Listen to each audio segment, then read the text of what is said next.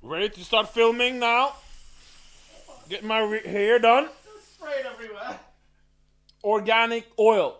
No. Organic oil is the best to prepare before the show. Let your sun glow.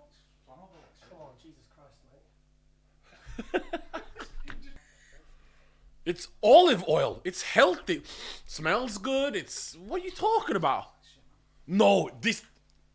Chris, He leaves a shit all over my head. does this smell like shit? Stop. Chris?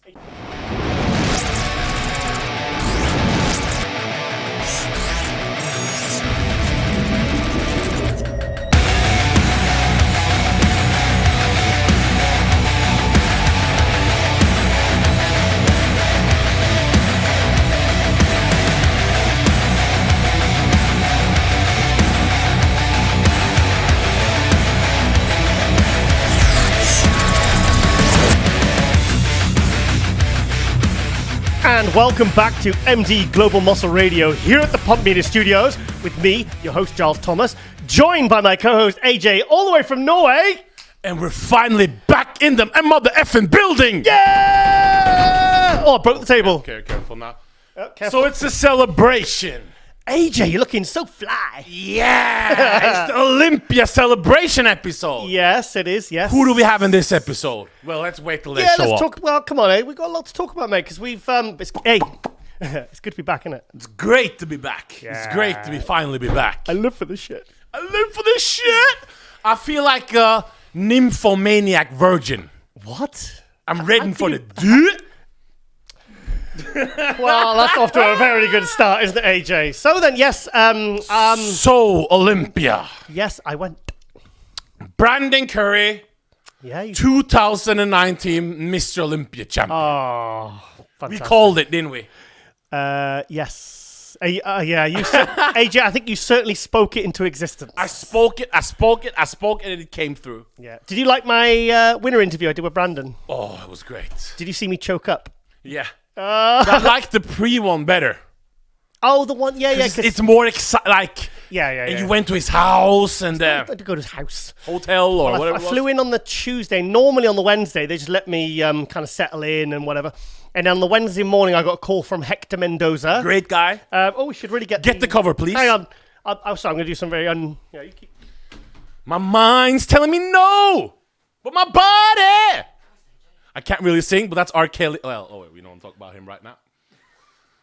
Brandon Curry. There you go. Yeah. Fantastic. That's actually Hector Mendoza's first ever front cover. Hector Mendoza from Tennessee too. Yeah, they apparently, Brandon and Brandy both helped Hector start his photography because when he left I got to know Hector a little bit more on this trip.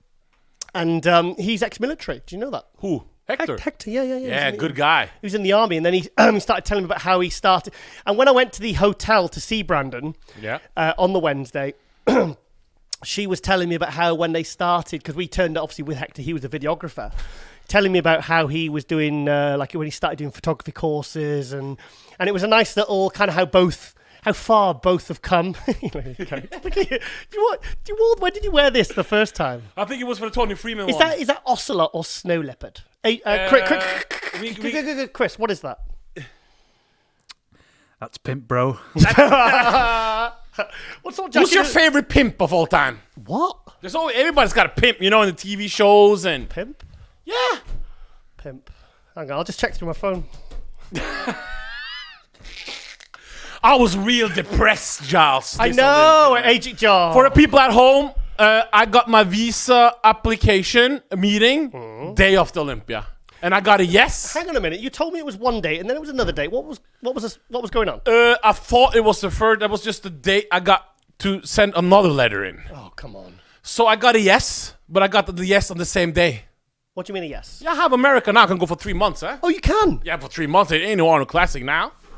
Oh, so you've got it, so you can go... 3 months at a time. So you're allowed to go? Yeah, Arnold Oh, Classic. shit, that's huge. Yeah, but that's not happened.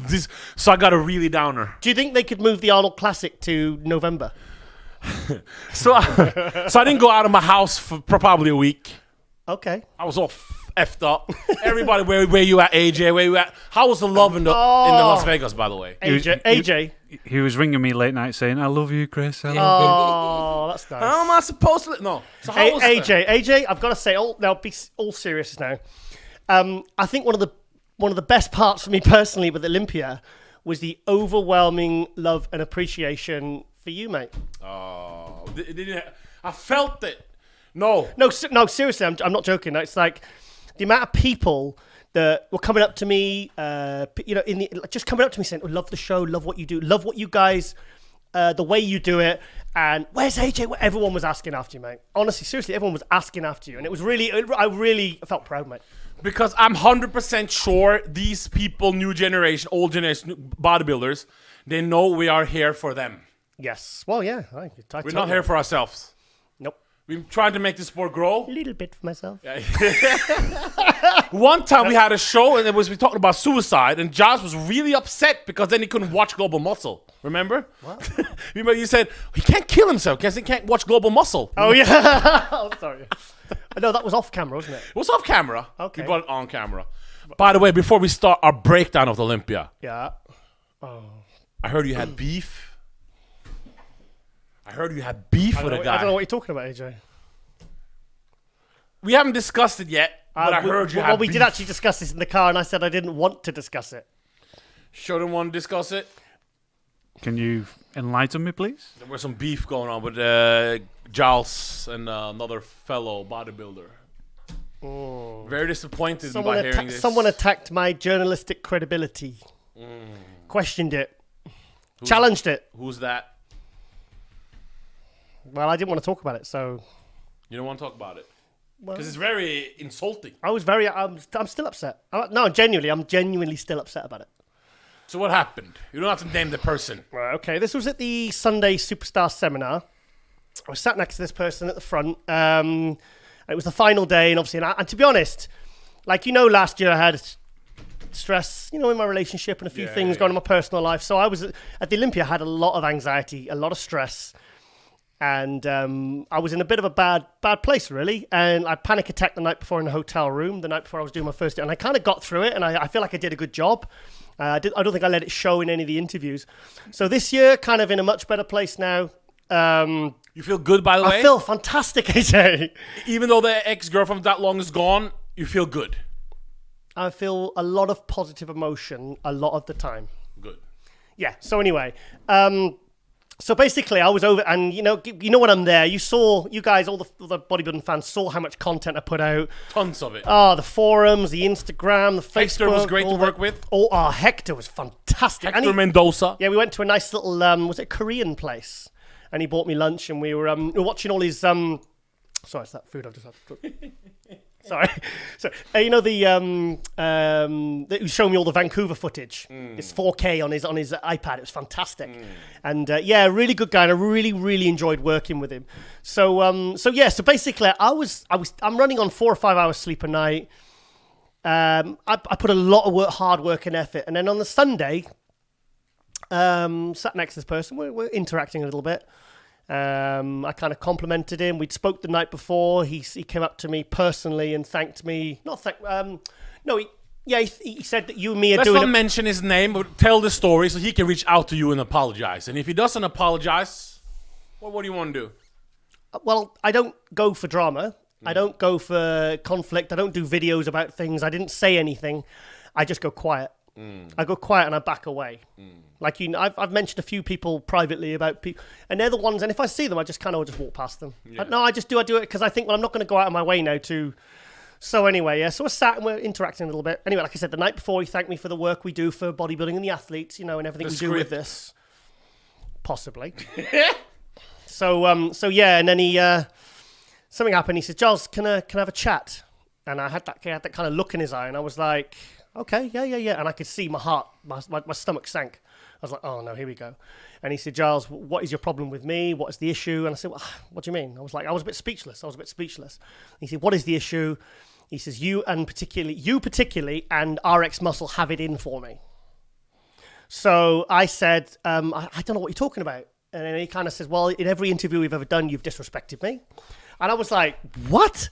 I said, well, I wouldn't have had you on the show if I felt that way. I said, I think you're fantastic. I think you're going to win. I just said to him before, I think when this particular athlete was talking, I said, you'll probably win 5 of these.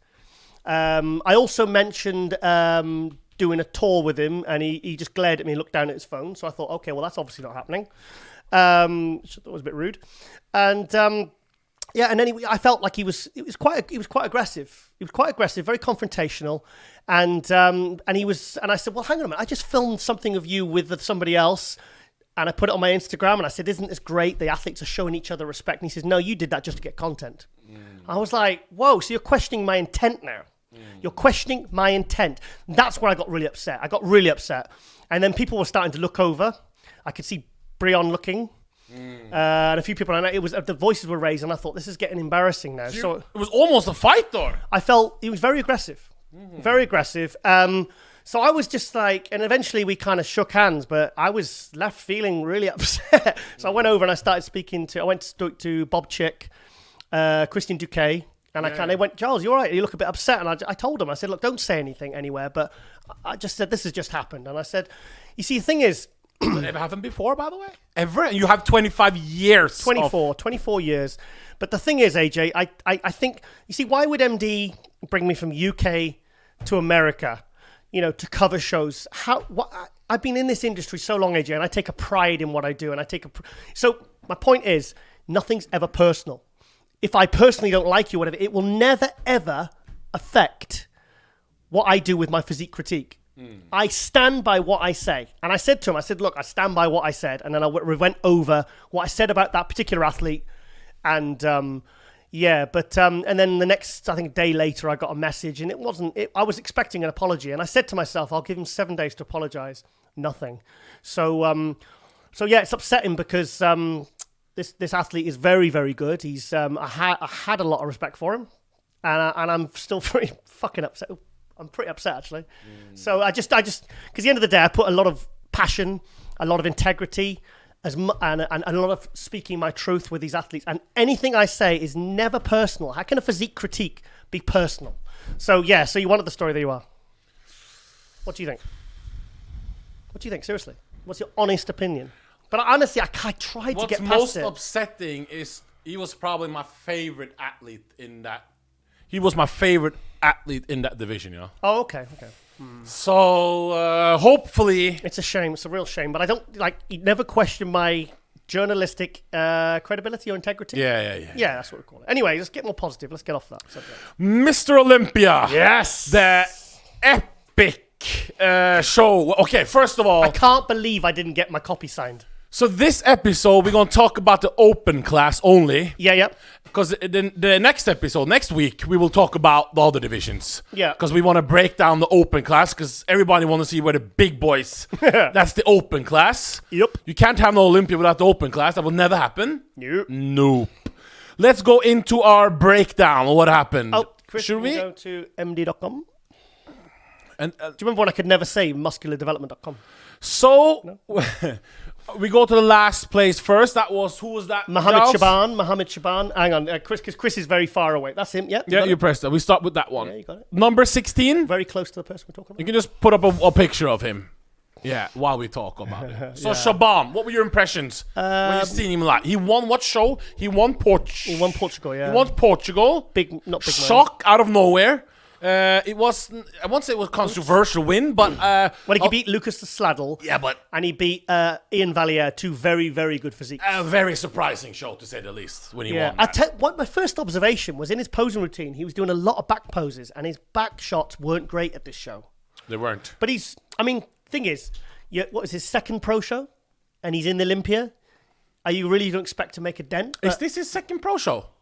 I'm not sure he was his debut down there. That was his pro debut. Are you sure about that? I'm pretty sure he won one of the amateur Olympias, I think. Okay. But yeah, his back shots weren't great. But thing is, lovely structure, lovely balance, great physique. But it's the Olympia, man, in your second pro show. Come on, But yeah, he's got potential. He's got a lot of potential. What does he need to improve on? Because you saw him in the flesh. Just everything, really. Just overall, Like he's hitting a lot of back shots. His back shots were not great. They weren't that good. No, but his front shots, nice wide shoulders, small waist. Yeah.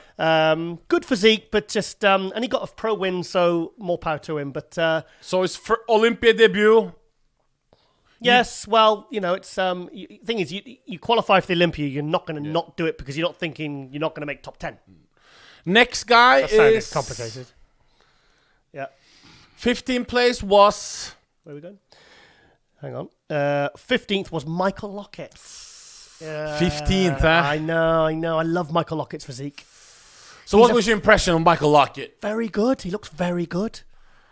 I mean, he doesn't look as good in the photos, actually. The legs aren't really... He looks better in the flesh. He does. Michael Lockett's one... The thing is, if you see him, like, when you walk around, like, his shoulders, his traps, like, photos do not do him justice. His abs look great. I could tell by the call-outs they weren't giving him any love. Would you have him any higher than 15th? I don't know. In these photos, he's not looking as good as he looks in the flesh. He did the same routine as he always does. The same music. Okay. I mean, you know which one I'm talking about? Everything's there. Everything's popping. He looks great. I spoke to him today, actually. Yeah, I spoke to him today. But where he has to go now? Because now his career, he wins. Look at that. That's fantastic shot. He wins the smaller shows. Yeah. But he doesn't make any dent at Olympia. He never gets love at the Olympia. So what are we going to do about Malak? What does he need to do? Because he was getting... I said dick down then. He was getting... sorry. He was getting when he used to... when he had gyno, but he's got it fixed now. But they still don't seem to give him love at the really, really big shows. A professional nurse? Is he Yes, he's... I think he's a... full-time job? A mental... No, cardiac nurse. Cardiac nurse. Maybe it takes too much of his time to really make the progress? I don't know. He looks fantastic. He's a freak. Yeah. He's a true freak, Michael Lockett. At least congratulations being at Olympia, at least. Huh? Oh, yeah. 14th place was... But it is Max Duhamel. Oh, man. 14th place, Over-dieted.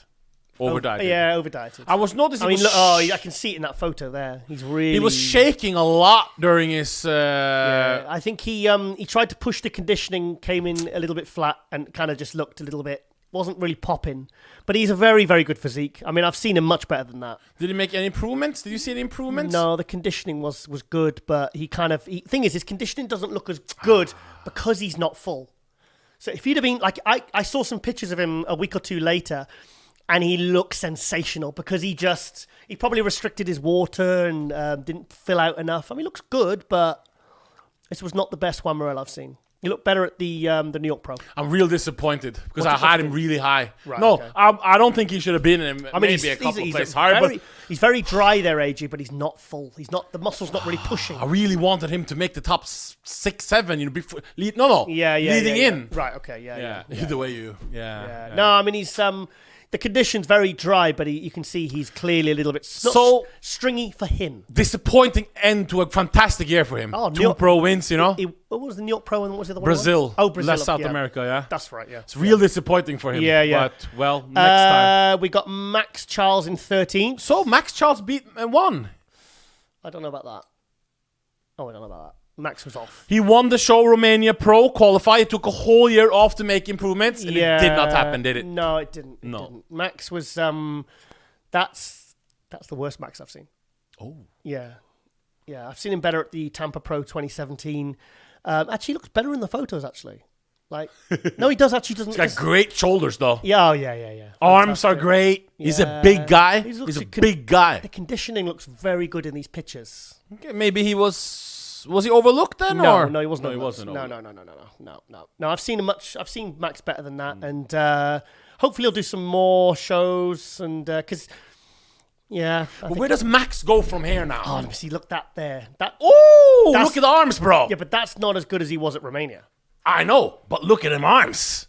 Yes. Look at them bicep peaks there. Like damn Charles back in the day. Yeah, I can see it there. But obviously he did not live up to his own expectations. No, he'd be back. No, it was just not a great showing for Max. On to the next one. 12th place was that John De La Rosa? Or, John De La Rosa in 12th, yeah. This was 12? Yeah. Very disappointing. John De La Rosa. Come on, man. What, with the placing or how he looked? No, how he looked, or what I thought he was going to bring. He looks good in the photos. Yeah, but 12th place, I was... what were you expecting? 2 pro wins, Neil Hill. We talked with Olympia. They told me, AJ, I'm going looking for the first call out. Yeah. He does actually look very good in these pictures. Look at the abs, the quads. I mean, he's skinned there. He's very skinned. But he looks great there. I was expecting him to make a dent in the show, you know? 12 Do you think he look better at Puerto Rico? Can't remember. You can't tell sometimes because of the lighting and look at that. That's really good actually. That's a really good shot. Yeah, but you got to remember 12th place with 8 guys out of the show. Yeah. That's a 20th place there. Yeah, he looks good, man. He did look good. Man, I was rooting for him, man. You wanted better for him. I wanted better, yeah. Right. Well, still, he's had a very good year. Very good year. Two pro wins there. Was he 4th at New York Pro, and then he won the Puerto Rico, and he won the Arnold Brazil. Luke Sandow. Was it Arnold Brazil he won? Right. Luke Sandow. People had him coming in much higher, of course. People thinking at first call out. He could have been top 6, but he was burnt out, mate. He was burnt out. AJ, he's been on prep since last November. He did the Arnold Classic, took 3rd place there, peaked like we've never seen before. Went to the Arnold Classic, Australia, started slipping. Went to the Indy Pro, started slipping again. Then he said to me, Giles, Tampa was one show too many, but he had to do that to get the points to qualify for the Olympia. See, the chest isn't popping, is it? But there's more going on in the legs. And you had a little bit of distension. At least for him, he beat... What a year, though. He beat De La Rosa, who won 2 shows. He won Morel, who won 2 shows. That's not the same Luke Sandow that we saw at the Arnold Classic. He beat Cedric McMillan at the Arnold Classic. He beat Rowley. He beat Steve Cooklow. I mean, do you know what it is? People go, oh, so disappointed. I think it's been a fantastic year for Luke Sandow. I think he's really moved up. And also, he's got a new column as well in MD, so check it out. Reason why some people are disappointed, because you can only rate your performance where you stand at Olympia. Oh, okay. Well, he's nearly just top 10, nearly top 10. But you can win whatever shows. Yeah, but this is not a stacked Olympia. Yeah, okay. Was it? Well, I'd rather focus on the fact he got 3rd place at the Arnold Classic and how he looked at the Arnold Classic. Okay. Because everything, like his chest looks flat as a fart there. But his legs are improved. I think he's moving forward. I think he'll be. Okay. He could be. I could see him move up at least 4 or 5 spots next year. We were looking for the epic Nathan Diasha Luke Sandow battle, but sadly Nathan had to. It's good there. Nathan didn't make it to the Olympia this year. I know. Do you want to talk about that? After this, maybe. Okay. Yeah, I was gutted about that. AJ. On the rise. So everybody, I was watching it online, and I was talking to all the fans, like around the world. There's 2 people stood out in this show in fan perspective in the open class. That's Hardy Chupon, and that's Patrick Moore. Are we correct? No. No. Who stood out then? For me, Patrick Moore. What was the other one I said in the car? Who was the one I said? Hardy, you were talking about. No, I didn't say Hardy. Okay, you mean Hardy looked better at Vancouver. But I'm making a dent in the show. Well, of course, top 3's going to make a dent. No, but people were like, but you know what? He's more impressive in the flesh. These photos, I'm disappointed by. Jason, seriously, photos? No, not the photos, but how he looks in the photos. Come on, guys. No, because honestly, when he came out, everyone was like, he was probably the one guy that really, really brought. He's probably the only guy that actually brought his best to the Olympia. Patrick Moore was truly something special, Giles. Beautiful. What an amazing, 90s lines. Shoulders like that, tiny little waist. Beautiful pose and routine. Should have beat Cedric easy. No question. No question. I had him swapping with Cedric McMillan. 10th is not... which way we have him? Shawn Ray had him 6th. I would have had him swap with Cedric. Oh, look at that. Come on. Yeah. That's something that is moving up. But here comes the big thing then. Beautiful shape. Yeah. Beautiful lines. He'll be back. No. Beautiful lines. Look at that. Midsection. Probably routine of the night. Yeah.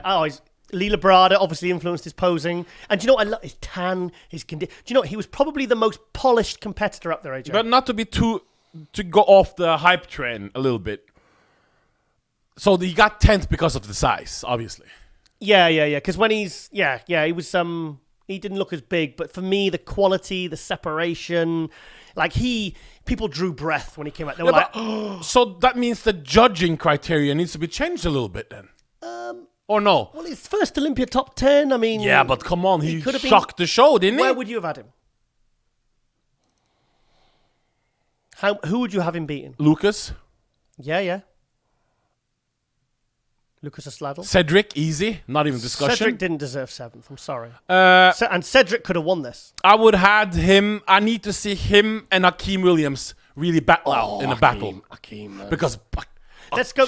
Actually, let's move this along a bit quicker. So So- I want to get to Akeem. this is the star of the show. Breakthrough performance of the open class. I would say, yeah, that's fair. Yeah, that's fair. That was the one that most people were talking No, about. what? No, okay. One of the ones that him and Hadi were most talking about. 9th place were That was Akeem Williams.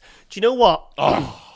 His sponsor, Gerard Denty. AJ. His sponsor, Gerard Denty. MHP, isn't it? MHP, yeah, who sponsors him from New York. I was sat with Steve Bleckman and Ron and stuff, and he walked past and he came over and he says, I said, oh, how's Akeem looking? He goes, oh, he looks amazing. He'll be top 5. And we're kind of going, okay. I said, what's he weighing? Because at the Arnold Classic, when Akeem got 9th place there, Akeem was 265. Now, when he came second in Toronto, he dropped down to 250. Was in good condition, lost a bit of size, but still wasn't quite crisp. So anyway, I'm not impressed by that shot. Look at the back. No, I'm not impressed by that. So anyway, no, I'm not. So anyway, when Gerard Denty said he's going to be top 5 and he's 265, I just went, when Gerard walked off, I went, nah, he won't be on. He won't be on. But what he brought was a 265 with 40% better conditioning. I mean, go to the side shots, please, Chris. Look at the side shots. The side tricep one. Hang on. Go down. Is he doing it? The side tricep one. It's like where he's putting his arm down. That's the shot. Is he doing it? Oh yeah, that one there. Yeah, that one there. Look at this. Look at that. Now that I would have thought he'd have to be around 245, 250 to look like that, but he looked like that at 265. For me, he, along with actually him and Patrick, were the most improved. I would say most improved because, like, he would have been after being 245 based upon how he looked previously to be in that condition, but he was 265. So that's huge. He did not win a pro show this year, but that shows even though you don't win a pro show, when it matters the most. Yeah. He grabbed it, you know? Do you know what? That was a real step up for Akeem, and I really, really hope he... Look at that. He's a freak. That's the condition I've wanted to see him in for so long. Let's go next one. 8th place was Lucas Asladel. Lucas Asladel, yeah. Who's really moving up. 8th place. Well, 8th place. No, but come on. No, okay, now look. Ass roll was on point. Ass roll. The posing was a very dramatic. Yeah. See, to me, like, Chris, when you look at that, you think, would you say the conditioning's good? But for Lucas, that's off. That's how good he is. Yeah, but when he comes No. When he came out, he looked off. But he was kind of in the same condition as everybody else. But for me, he was off. Yeah, but maybe he needs that. This is the best placing ever of all time. It's not even close. I preferred how he looked in years previous because he was bigger this year. But he got 8. He beat Morel, John De La Rosa. Yeah, no, he beat fantastic. Akeem. And he's won, I think he said he's won 4 pro shows now. And he won a 212. So how can Patrick Moore be such the main event player there and Lucas beat him if Lucas is not good? Yeah, AJ, I'm not saying Lucas isn't good. He's very... I mean, look at that. I mean, to be honest, in the photos, he looks more conditioned. But for me, like, I'm comparing him, not how he looks, but how he looked previously. I've got a good burnt into my memory of the condition he was in. But it didn't work out for him. Well, maybe the competition was better then. Yeah. Let's move on to the next one, please. Yeah. Next.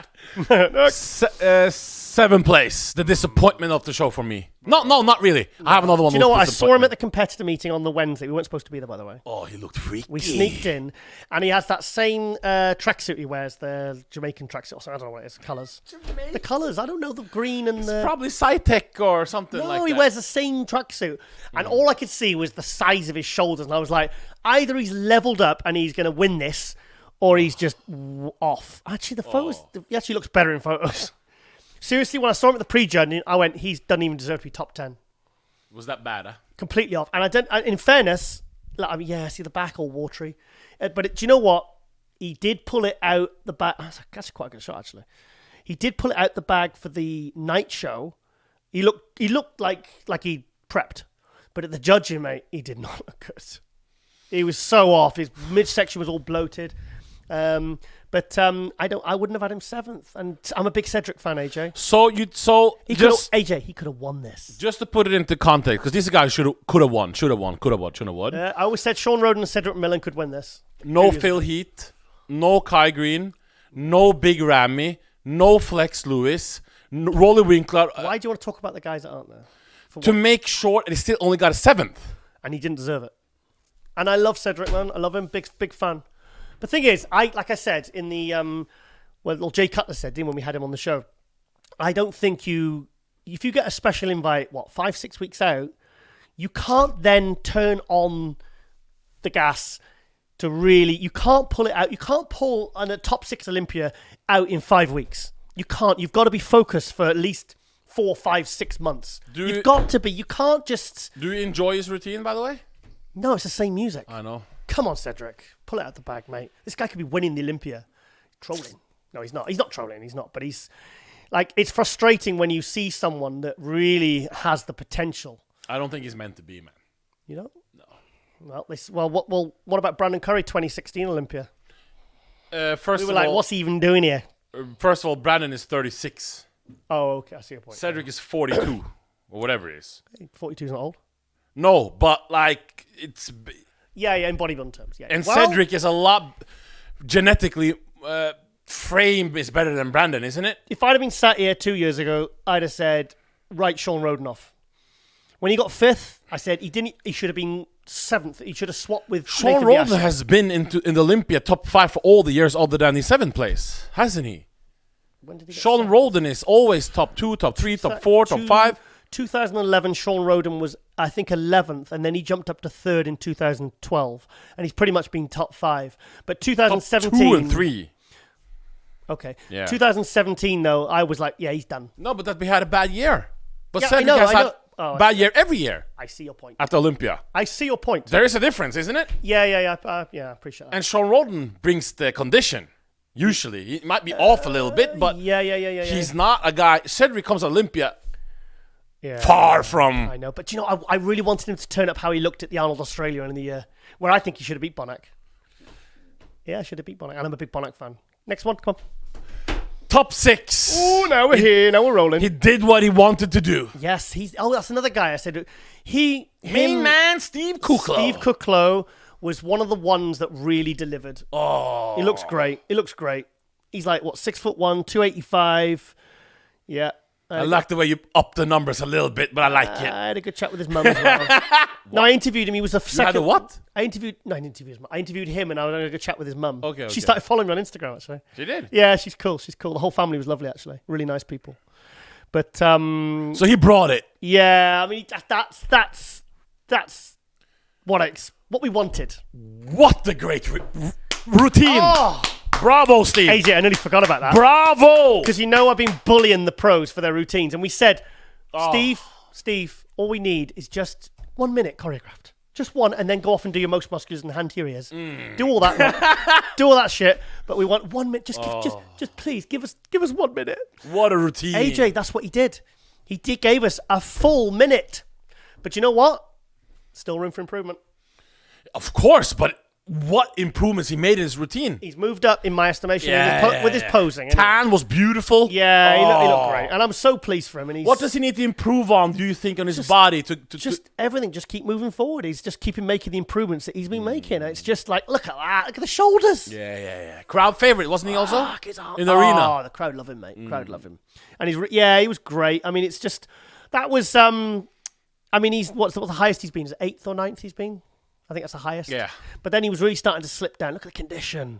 It looks great. It's great. It looks so great. Yeah. Well done, Steve. And Steve said, I messaged him a few days later, and he said he's doing the Arnold 2020. And also doing the Arnold is Shawn Ray and Big Ramy. And Bob Lorimer said to us that he's working on Phil Heath. 5th place is... Rolly. Oh man, that was disappointing. We kind of knew us two. We had some inside information. Yeah. But it's still disappointing to see. Oh no, I don't like that picture. The judging I didn't like. He's so freaky though, isn't he? I didn't. He pulled it ahead a little bit for the night show, and to be honest, in photos, he looks better in photos than he did in person. He does. In photos, he does look okay. And I've seen some video, and I'm like, oh, he does belong in the top 5. Thing is, here's a guy that could have been winning this Olympia. He get 3rd last year. 2018 look. Wouldn't that have beat? Yeah. 2018 Saturday night Olympia look. That would have won the Olympia This year. Yeah. But he didn't bring it. So it's a huge disappointment. But he brought 70% of that. 70%. But the thing is, I mean, and Rowley obviously won the Italy show, looking a little bit better. But we all know this isn't the best version of Rowley. No. But when he does, he's dangerous. He's just very hit and miss, Rowley. I'm just used to the guys back in the day. Yeah. Like, roll Ronnie Coleman, and they didn't come off each year and on and off. I know. We just need to see him back. But look at the freakiness, though. Oh, still. I can't look at it. No, Chris, aren't you? I want to remember how he looked last year at the Olympia. Yeah, I know. Thing is, Rowley will be back, guaranteed. He's an absolute machine, that guy. Number 4 number 4. We need to. No, we got to get to the main event. That's Mr. Brandon Curry. 4th place, Dexter Jackson, absolutely amazing. Legend. Yeah. Oh, what's going on there? Oh, that's the Lipo Dream. Go up. There you go. That's the one. Oh, Dexter's not coming up. They don't want to show him. Yeah, Dexter looked. He looked good. Looked fantastic. Looked good. Yeah, he looked great. I mean, what can you say about Dexter? I don't know what to say. He's just 20. Was it his 20th Olympia? 1999. So he's been there, the Ronnie Coleman era, the Jay Cutler era, the Phil Heath era, and he's still making top 5. I mean, I'm sorry, but that's phenomenal. What do you think, Chris? Just imagine that. 50 years old. 20 Olympias. It's incredible, isn't it? It's incredible. Yeah, he looked good. Looked very good.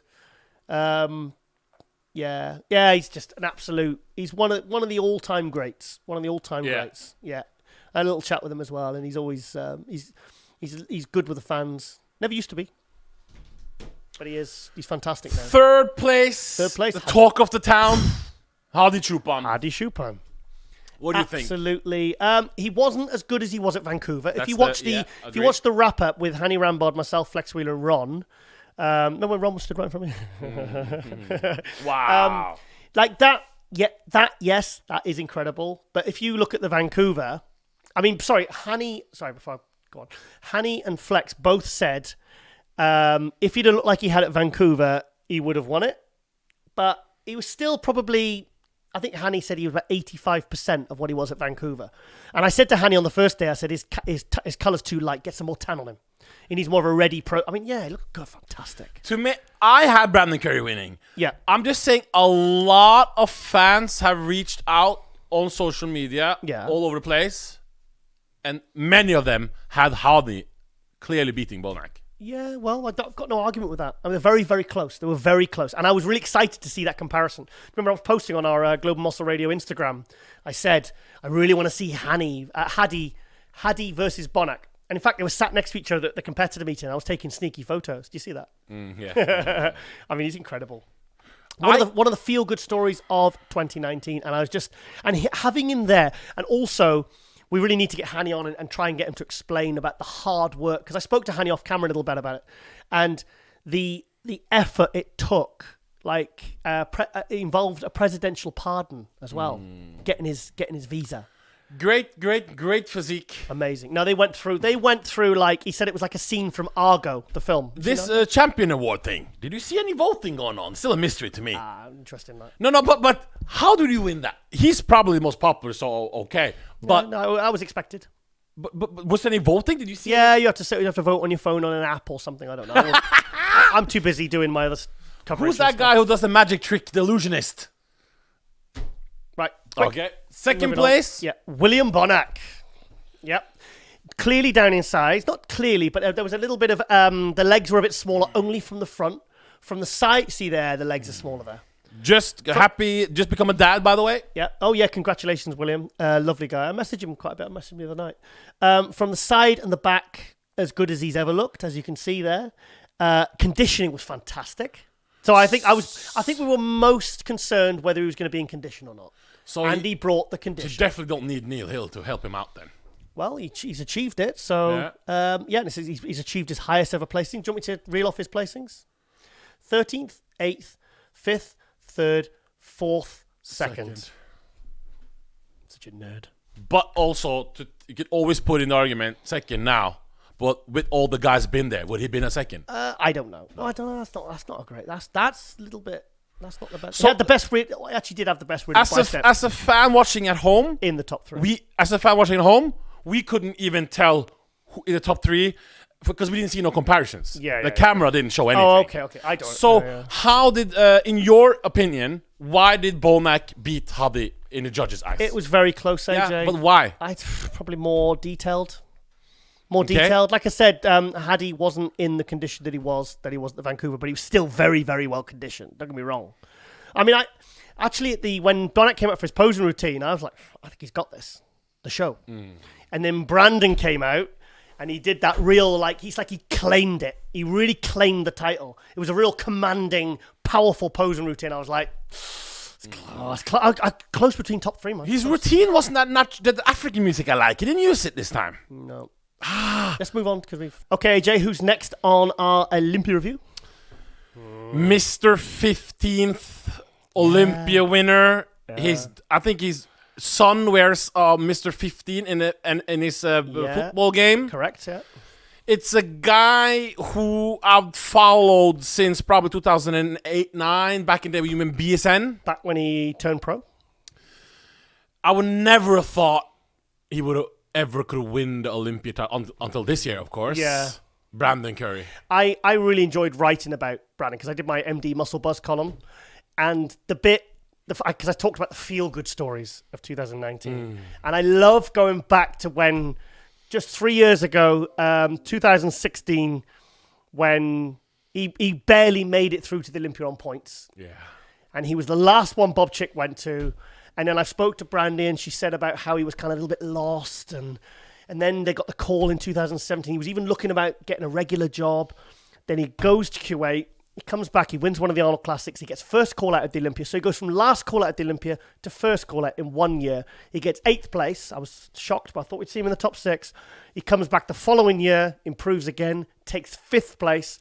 He goes to the Arnold Classic this year, wins it, and then he goes to the Olympia. Before we speak more about Brandon Curry, what did we see on stage this year? With regards to what? How did he look? He came out on Friday. What did you think? I think he was bigger than the Arnold. He was big. I personally wanted to see him with balance and condition, but they went for size. Okay. And it was mostly in his upper body. I mean, he was so wide. And to be honest, at the judging, I did see the top 3 very close, but on the finals, that's when he pulled it out the bag. He did. His shoulders, his waist, the midsection. Because the thing is, I thought, if they bring him in bigger, he's going to lose that midsection. He didn't lose the midsection. No, he didn't. The midsection looked fantastic. And you know what? When those guys put this size on and they pack themselves with so much muscle, that's the thing we worry. Look at that! Chris! Look at that! Oh, I mean, come on. The calves are up. The legs are up. The waist is tight. Tight waist. Yeah, it looks amazing. Don't go that one. I love the side tricep. Do you know what? He looks even more impressive in the pictures. He looks like the clear winner there.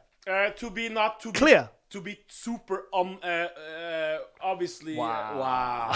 Look at the shoulders. So for the people saying his legs are not prime time, what do we do then? What do we say back then? Well, I think there's still improvements he can make in his legs from the back. There is. There has been significant improvements. That's the bit. So this shape that's the Mr. Olympia. That is a proper Mr. Olympia, that. Shit. He's got aesthetics as well. Yeah. Proper aesthetics. So, okay. So what's problem? Oh, do you know what? I've not actually looked at these pictures, AJ. Honestly, it doesn't even... So what did he have that Bonac and Hardy didn't have? Because you were there in the flesh. It was... To be honest, from the photos we've looked at on here, I thought it was closer than it was. But looking at these pictures, it looks clear. It looks clear. Yeah, I can see why he won out right now. What does he have that they don't have? It's just the combination of muscle roundness. Look at that. I mean, fuck. Look at that. Go to the left. Sorry, we're just completely like amazed. Go to the left. Not. Ooh. And you know what? He wore the black trunks for the pre-judging. And Down. at the prejudging, that one, down. AJ, look, he had yellow trunks on for the finals, and he looked better. If you go down to the ones where he's got the yellow trunks on, please, Chris. This is where he looked better. He looked better. He always pulls it out the bag. That one, yeah, that's my favorite. Look at this. I was giving it some more. Yeah, the chest, the details. Yeah, I can see the detail there. Yeah, amazing. You saw the interview I did in his hotel room. Front lap there. Yeah, look at that. Thing is, look at the game face he had for that posing routine. He knew, he was like, I am taking this. Obviously. I think he knew it was close, and he's like, right, I'm really gonna. Yeah, he really. At the last call out, the Saturday there. Yeah. You see Hardy was looking great, Bonnet was looking great. But when you saw how Curry was confident, he was confident the way he was posing, he was letting people know. And finally, he did a really epic posing routine. Finally. What a routine he did. I think it's because we've been bullying him. But what a routine, Giles. He did. I know. Really it improved. Was like, but it was like... It was confident. Yeah. It was came out. Powerful. Huh? He's dry as hell there, isn't he? Yeah. It looks more clear in these pictures. More clear. He did it, huh? Yeah. Thing is, do you know what the good thing is? He can still make improvements to his physique. Yeah, that don't require him to put on 20 pounds of muscle. Thing is, this is what Shawn Roden had, the combination of size and aesthetics. The guys with the size, aesthetics, the condition, and the separation are the ones that are hardest to beat. Could his condition have been better? He can still... Or separation? Yeah, well, he can still improve on that. I think that's what I'm saying. He can still improve, and he only has to make minor tweaks to his physique. And I think he can still hold on to the title next year. I really do. I think he was about... I think he was between 240 and 250. Because I'm sure he was 242 at the Arnold Classic. And I think Abdullah came into the room, and I think he said he was going to be closer. He was between 245 and 250 on stage. So he was bigger. He was bigger. You could see as soon as he came out, he was noticeably bigger. Because the reason why also we ask also Giles for people at home who watch this via screen, we didn't see no comparisons. Right. Because the video you camera, said that. You said it was that in the just car. filming like it was watching out of God knows what. No, I thought they'd So fix for that. people at home, we didn't see Hardy, Bonnet, Curry comparisons. Yeah. Because the camera was trolling, like Stevie Wonder was filming it. This was just horrible camera work, guys. But you know what, AJ? It was just amazing to witness that, It must be. And also, since we're having the Brandon Curry tour, by the way. Yes, but we are. but that's not the reason. The Bigger reason and better. Everybody knows we've been hyping Curry since the beginning now. But also, we know him as a person, as a man. Do you know? And he's a great human being. Do you know what? That bit where they're all on stage. Yeah, see the pit. With the whole family, stepdaughter and when she came to boys. the front of the stage, I fought my way through, and I did what I did when he won the Arnold. Yeah. And I said, Brandy, he won it. He done it like that. And I leant forward and she hugged me so hard, my feet nearly left the ground. Wow. Like that. And do you know what she said? She said, this is your win as well. Because she said, all the people that have supported him and believed in him, she said, this is your win as well. So she meant that everyone who's really been in his corner, we want you to have a taste of this as well. So it was so lovely. It was so genuine. The kids were running around on stage, and it was just, and even when I interviewed Brandon afterwards, he looked high. He looked high on, he says, Giles, I still need to process this. And there was so much chaos going on around him. All the Q80 guys were going crazy and celebrating. Everyone was yelling and clapping. And it was chaos. When we went outside the back to do the interview, there was just so much positivity in the air. It was amazing. Absolutely. It's one of those things I'll never forget, AJ. Never forget. And also, so proud of him. Have you seen how he's stepping up now as a representative now? Have you seen it? He didn't waste any time. And there's some news. We can't say it now, but there's some news. No, because he's... Yeah. He doesn't even know. Oh, he doesn't even... we are very privy to some... We're very inside. No, but I think next week we will talk about other divisions. Yes. But we want to end this show by saying congratulations amazing year to Brandon Curry for winning the 2019 Olympia. AJ, yeah, fantastic. AJ, when he's an old man, in his rocking chair, he can talk about 2019. I won the Arnold Classic in the Olympia in the same year. That's a slam dunk. What can you say? What can you say? There's nothing more we can say, AJ. Very, very proud of him. Very, very happy for his whole family. They're just lovely people. And I think he's going to be a fantastic Mr. Olympia.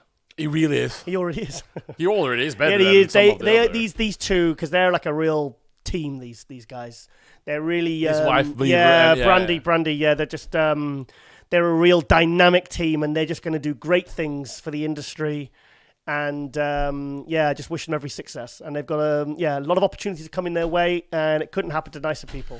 But he's got to work, because 2020, Hadi Chupan, maybe Sean Roden, maybe Phil Heath, Bonac. Kai Green, I want to mention him no more. Nope. Bonac coming in, Big Ramy's looking healthy again. Yeah. Who else do we got? We got somebody else. Flex Josh Lenartowicz. Lewis. Yeah, but Flex Lewis, the Welsh pride of Wales. I thought you were the pride. No, it's Flex now, huh? Yeah, sorry. I left Wales years ago. 2020 is going to be awesome. But Abdullah. Yeah, Abdullah, fantastic. Oxygen Gym. Badr Budai. He was holding the sando at one point, and I went up and I hugged him in the sando. Can you see something? What do they speak in Kuwait? It's which language is Kuwait? It's not Welsh. Is it? We can't say anything in Kuwait. No, I'm not sure. But congratulations to Tennessee, Brandon Curry. Yes. Kuwait bodybuilding. Oxygen Gym. Hector Mendoza, Phil taking the part cover. Of the team. Brandon Curry's part of MD. We're part of Brandon Curry. Global Muscle Tours coming. Yeah. Oh, maybe it's called something else by then. We will see. Yep. More news on that in the future. Very soon, yep. Okay. Absolutely fantastic. We're going to be quiet now, and we're going to click through pictures for 30 seconds, and we're going to end the show. Okay. Let's watch Curry. Yeah. That's a good idea. I like that. Yeah. Look at this. All that work, man. All that work. Being away from his kids, his wife, over in Kuwait, and just amazing. Look at that. We need some music. I like the front of my. Look at that. That's a Mr. Olympia. Yeah, we need to sing some Backstreet Boys now. And I'll sing Five Finger. I'll sing Five Finger Death Punch. To the fall. Snoop Doggy Doggy. No, but yeah. Come on, Brad. Yeah, I think we'll leave it there. That's fantastic. Yep. So big congratulations. Yeah, keep it there. 2019 Mr. Olympia winner, Mr. Olympia, Brandon Curry, and we out. Yep. I hope you've enjoyed this episode. And High Tech. We'll be right. Yes, big thank you to High Tech Pharmaceuticals, our wonderful sponsors who make this show possible. Big thank you there to Chris Clark from Pump Media, always doing a fantastic job. And another great episode. It's good to be back, isn't it, AJ? Rock solid content is what they say. Let's go. Yeah. Okay, we'll be right back after the break with our first guest on episode 37 of MD Global Muscle Radio. And AJ, we are out.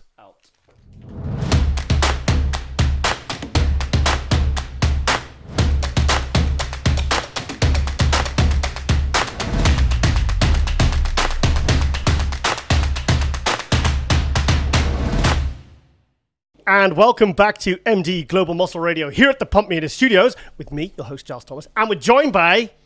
Josh Lenartowicz! Yeah! Yay! I'm very sorry. Thanks for having me. I forgot to introduce AJ as well. Sorry, Yeah, we're a bit rusty, guys. We haven't been in the studio for a few weeks. AJ. Deeply missed. You were missed at the Olympia, Josh. We really missed seeing you up out there, Josh. How was it for you for not being on stage this year? It was very hard to watch, sitting in the audience and checking out the lineups, and definitely very hard. Yeah. So, No, I mean, I caught up with you. I saw you at the competitor meeting. Was that on the Wednesday or the Thursday? Was it? Yeah, Wednesday. Yeah. And I was, it was because I saw you walking in, and I was like, oh, I was really surprised to see you there. But it was, what was that like? Yeah, man, it was just like I was saying, it was. I really wanted a good year to come about, and I missed the mark in Ohio, and then, started finding my feet a little bit more, totally my fault. And then I thought I'd have a really good run for the Olympia, and just didn't happen. So it was hard sitting in the audience looking at the competitors, especially after, the first call out, because when the second call out was done on the prejudging, the crowd was just quiet. It was really they did an amazing job. Dan Solomon did an awesome job, and the crowd was full and everything like that on the finals night. At the prejudging, it was just, man, so many people just missed the mark. And you know, I know how hard it is to come in and nail it, but man, it's just so easy to jump ahead of so many guys when they're off, as well as the top guys, the front runners weren't really there. So it's just like, why would you, at any show, you know, why would you come in peaking, looking your best at the smaller shows, and then miss it at the biggest show of the year? It just didn't make sense to me. Who do you think really brought it to this Olympia? I think Patrick probably brought it because he was the most conditioned guy for sure, and I think it was great seeing Hardy up there. I didn't think he would do the open. It's like anyone, and then Brendan, although he wasn't as good as the Arnold, he was still great. And Williams always, you know, hitting his mark. It's just he's either slightly a little bit off, but he's always 95 to 100%. William is. So, you know, it was good to watch those guys. Dexter kind of missed it the first night and came back better the second night, I thought, and then jumped ahead of a few guys. So apart from that first call out, it was like everyone was really off. Like it was, no one was on. You saw William at the Arnold Australia, correct? Yeah. Do you think he was better at the Arnold Australia or better at the Olympia? Because he had a different look at this Olympia, didn't he? Yeah, he did. Man, I've got Williams, one of the guys I respect tremendously in the sport. So, you know, what you see is what you get. He's real off stage as he is on stage, and he's just such a hard worker. So, I mean, seeing him at the Arnold, Ohio, and Australia, I just think his legs were slightly downsized at the Olympia, and he just didn't look as full. That was the thing. He'd come in really sharp. He'd come in, you know, conditioned, which was great. And then I just think for my opinion, for his physique, he just seemed a little bit, you know, lacking his fullness. That was it. Yeah. And it was so hard because if he had brought his fullness, he could have taken the show out. One question, Josh.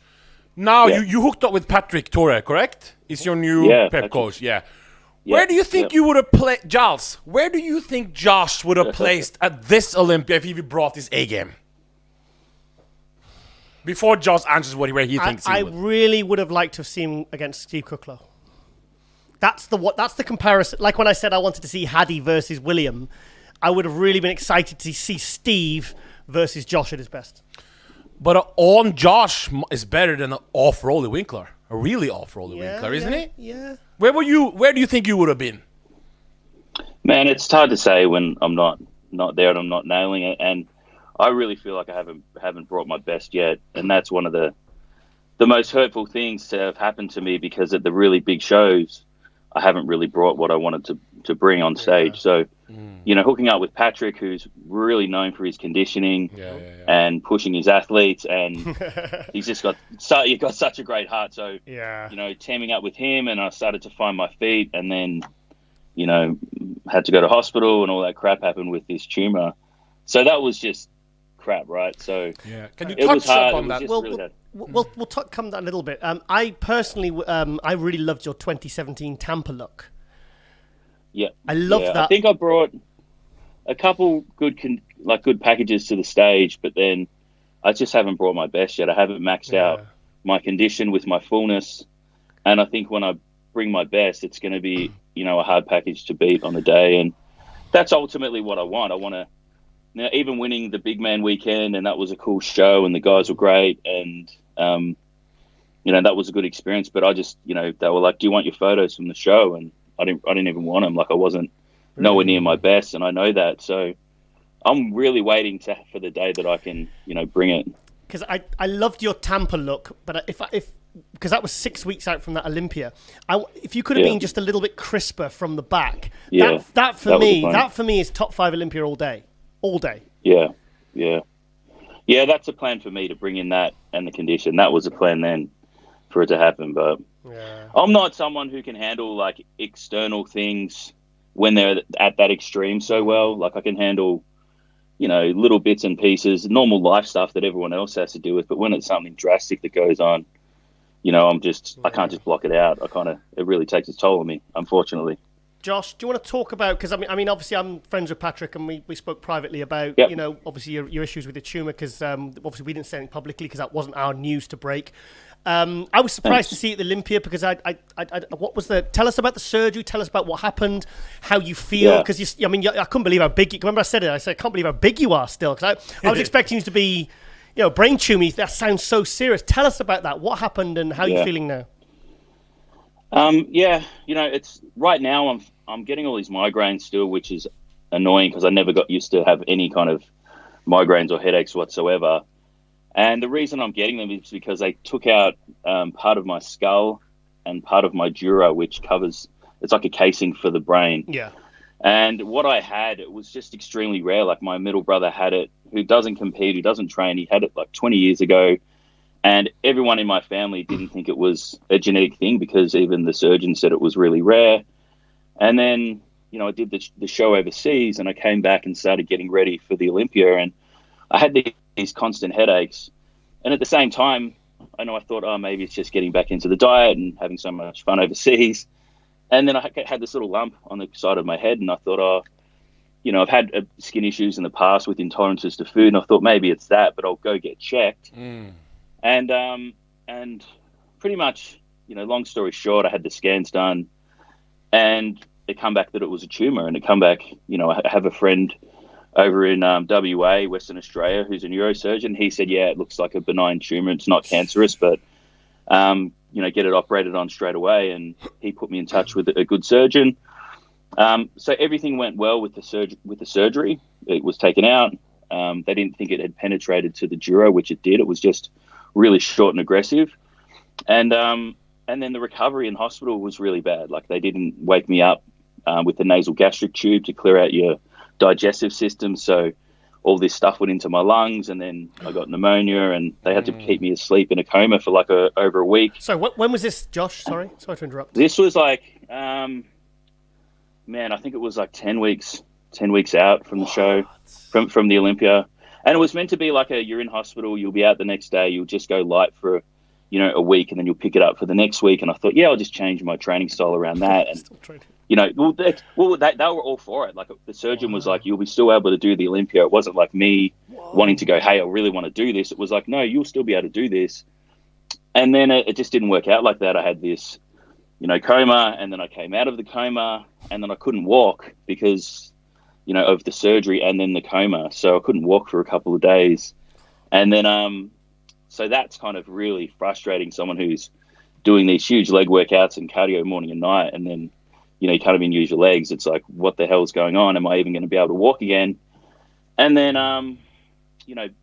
finding my feet and then having a meeting with the surgeon out of hospital, he said that I could still do the Olympia, which was like, I'm like, nah, man, it's like 7 weeks to go. And, my head's banging and I don't think that's possible. And I don't think they, how it is. People who don't know the sport just don't grasp, what's needed and how much sacrifice and toll it takes on your body. So I tried and I started training again and I had a photo shoot with Black Skull in Vegas that weekend anyway. So I started training and I thought I'll just try and get ready for that and I'll try and do the Olympia if it comes through. Yeah.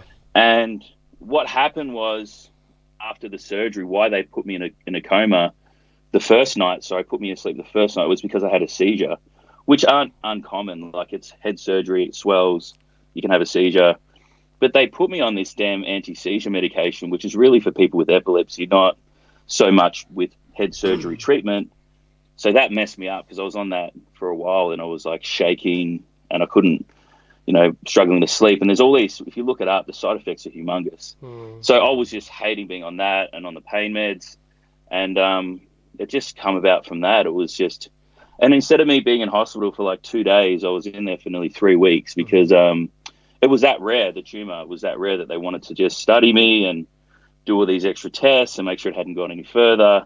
And also for the help of other people because they're that, they don't get a chance to look at people who have it. So, that sucked, the whole situation. But, I'm glad I'm at the other side of it now. And I'm glad I got out of hospital to see my baby born, which was like that next week. So that was damn lucky because I was like in the coma. And as soon as I got out of it, I'm like, my wife told me and I'm like, have you had the baby? Like it was just my brain was just out of it. And then she's like, no. And I'm like, I don't know what was going on. Wow, so, you mentally focus on doing this damn show, which is like the biggest show of our federation and it's like, and our industry. And it's like, and then all of a sudden you're told you can't walk. You've been in a coma for a week. And it's just like the biggest mental barrier. And I'm like, yeah, it's just like every year there seems to be something like with a huge, drastic significance that have kind of like stopped me from fulfilling my purpose, I believe. But first of all, congratulations. Yep. Yeah. And it's awesome. it's much more important to have a healthy daughter. Is it a daughter? No, son. It's a son? Oh, sorry. I thought Than competing in no Olympia show. Yeah. So That's your Sando. So God blessed you there. That's good. So yeah, definitely. Is this making you more motivated now? So how your mindset now? You got a new baby. Yeah. Signed with Black Skull. Healthy. Well, you're feeling a little bit, but what's going on now? I'm managing now. Yeah, I'm definitely like I'd really, with working with Patrick, I'd really love to bring something. Would love to bring my best to the stage. Come Arnold's. As long as everything goes well, I'm not stupid. It's like health comes first, and if I blocked out my health, I would never have even got it checked and scanned. I would have just pushed it aside and ran for the Olympia, and and then there wouldn't be a Josh. So it's like, you got to take care of your health first and foremost, no matter at what cost. So you're right. It's good that I'm here. It's good that I've got my family. And I am more motivated to be better, but I'm not someone now, like after this year, I'm not someone that just wants to say, hey, I'm going to place here. Like, I just want my body now to do the talking and to keep my mouth shut. To keep my mouth shut now because it just backfires. Have you officially put your name in the ring for the Arnold 2020? Because I spoke to... No, I've got the form there, sorry. Yeah, I've got the forms there to write it up, but... I'm just making sure everything's good mentally, with them. Like it's for someone to never to have headaches and migraines, and then to get this, it's just like it's frustrating because you're in the gym pushing yourself to failure, and the pressure's just enormous. What we got to do, and then I'm like, man, what are these damn migraines that I'm getting? I've never had that, so it's just part of it. It's something I need to work around. Well, I'll find a way. I'm very excited when I heard that you're working with Patrick, because Patrick told me, and he says, don't release this news yet, because I was like, I said the combination of, because Patrick too is a very good friend of mine from Switzerland, fantastic coach, very well respected, had him on the show a couple of times. And when I heard that you two, because he told me the story, he said you met over in, was it Spain, wasn't it? Portugal. Spain, yeah. Yeah, he said he met, and he had a look at you in the room, and then he said this was before he wasn't working with you.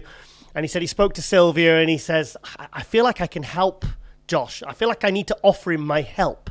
So Sylvia said, look, go and speak to Josh. And then he did. And then you decided to work together, isn't it?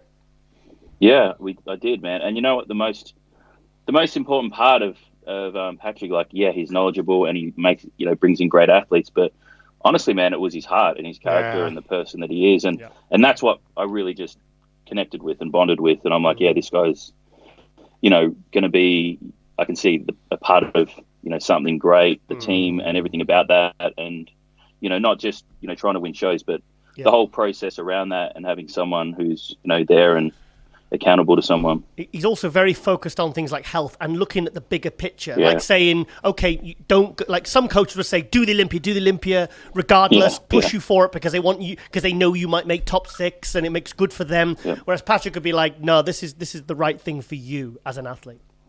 As a person. Yeah, he was, and he was like that. He's like, man, I told him before I was going for the surgery, and he was really, concerned and pissed off like I was.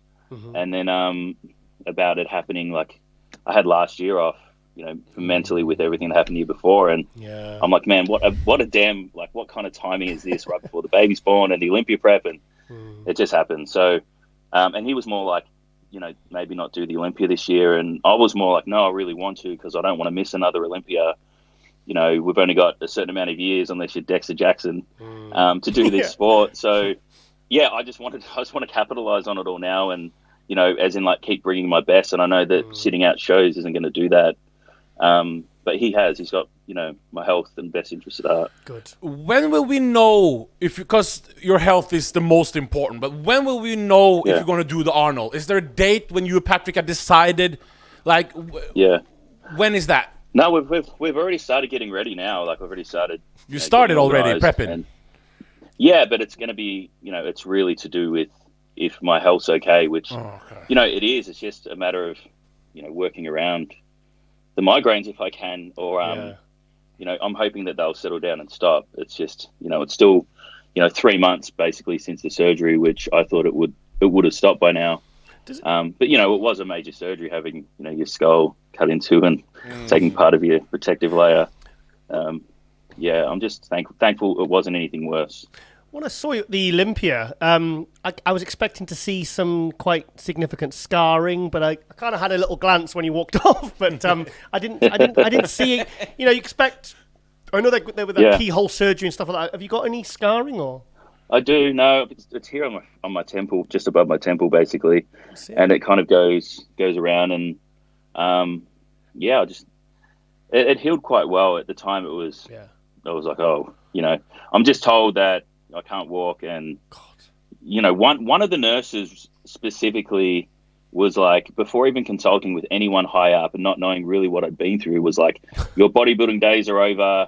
You're going to need brain rehab, and like, man, like nothing went in my brain. It was the surface, and I'm like, what do you mean bodybuilding? Like, and coming out of like a week of like high, sedatives and drug use in that coma, was like, man, she could have told me anything. I would have believed in unicorns. I was like, really? My bodybuilding days are done. And I'm like, wow. Oh, damn. And I'm like trying to wrap my head around that. Like, is this real life?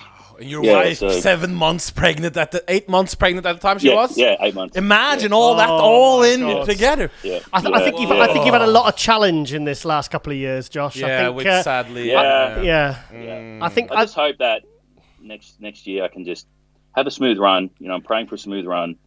Adversities, they can sometimes, challenge us to be better and bring something better. But then sometimes it's just like, they just make you take a step back and just, think about everything else in life and the bigger picture without becoming all, spiritual and singing Kumbaya to you guys. It's like, sometimes you just can't. Sometimes it's just stuff where everyone's like, why don't you just fight for it and go for it? And sometimes you just can't do that. You just have things happen in your life where you just need to take a step back or stop and hold your ground. Can you imagine the fans when he even just walks on stage at the Arnold? Like, because we all love. We had the Haddy situation. We all love a good feel-good story in bodybuilding. We like to see. Yeah. We like to see guys overcoming adversity. We like to hear the stories of challenge and stuff because it's something that everyone can resonate with. So I think even just you getting on stage next year is going to be an achievement and something really for the fans to follow. But I kind of little bit disagrees because I want to see Josh at his best. Yes, I don't want to see him do it's not a comeback because he's not retired, but I don't want to see him do Arnold just because he feel he can do it. Just because Patrick wouldn't let him get on stage if he wasn't ready, mate. No, because I think it's I want to see him at his best. For me, it doesn't matter what show it is. It doesn't have to be the Arnold. It could be a smaller show. Yeah. We just want to see you at your best. For sure, man. And I'm not like I do. I just want to bring my best and be healthy doing it, and that's what I also.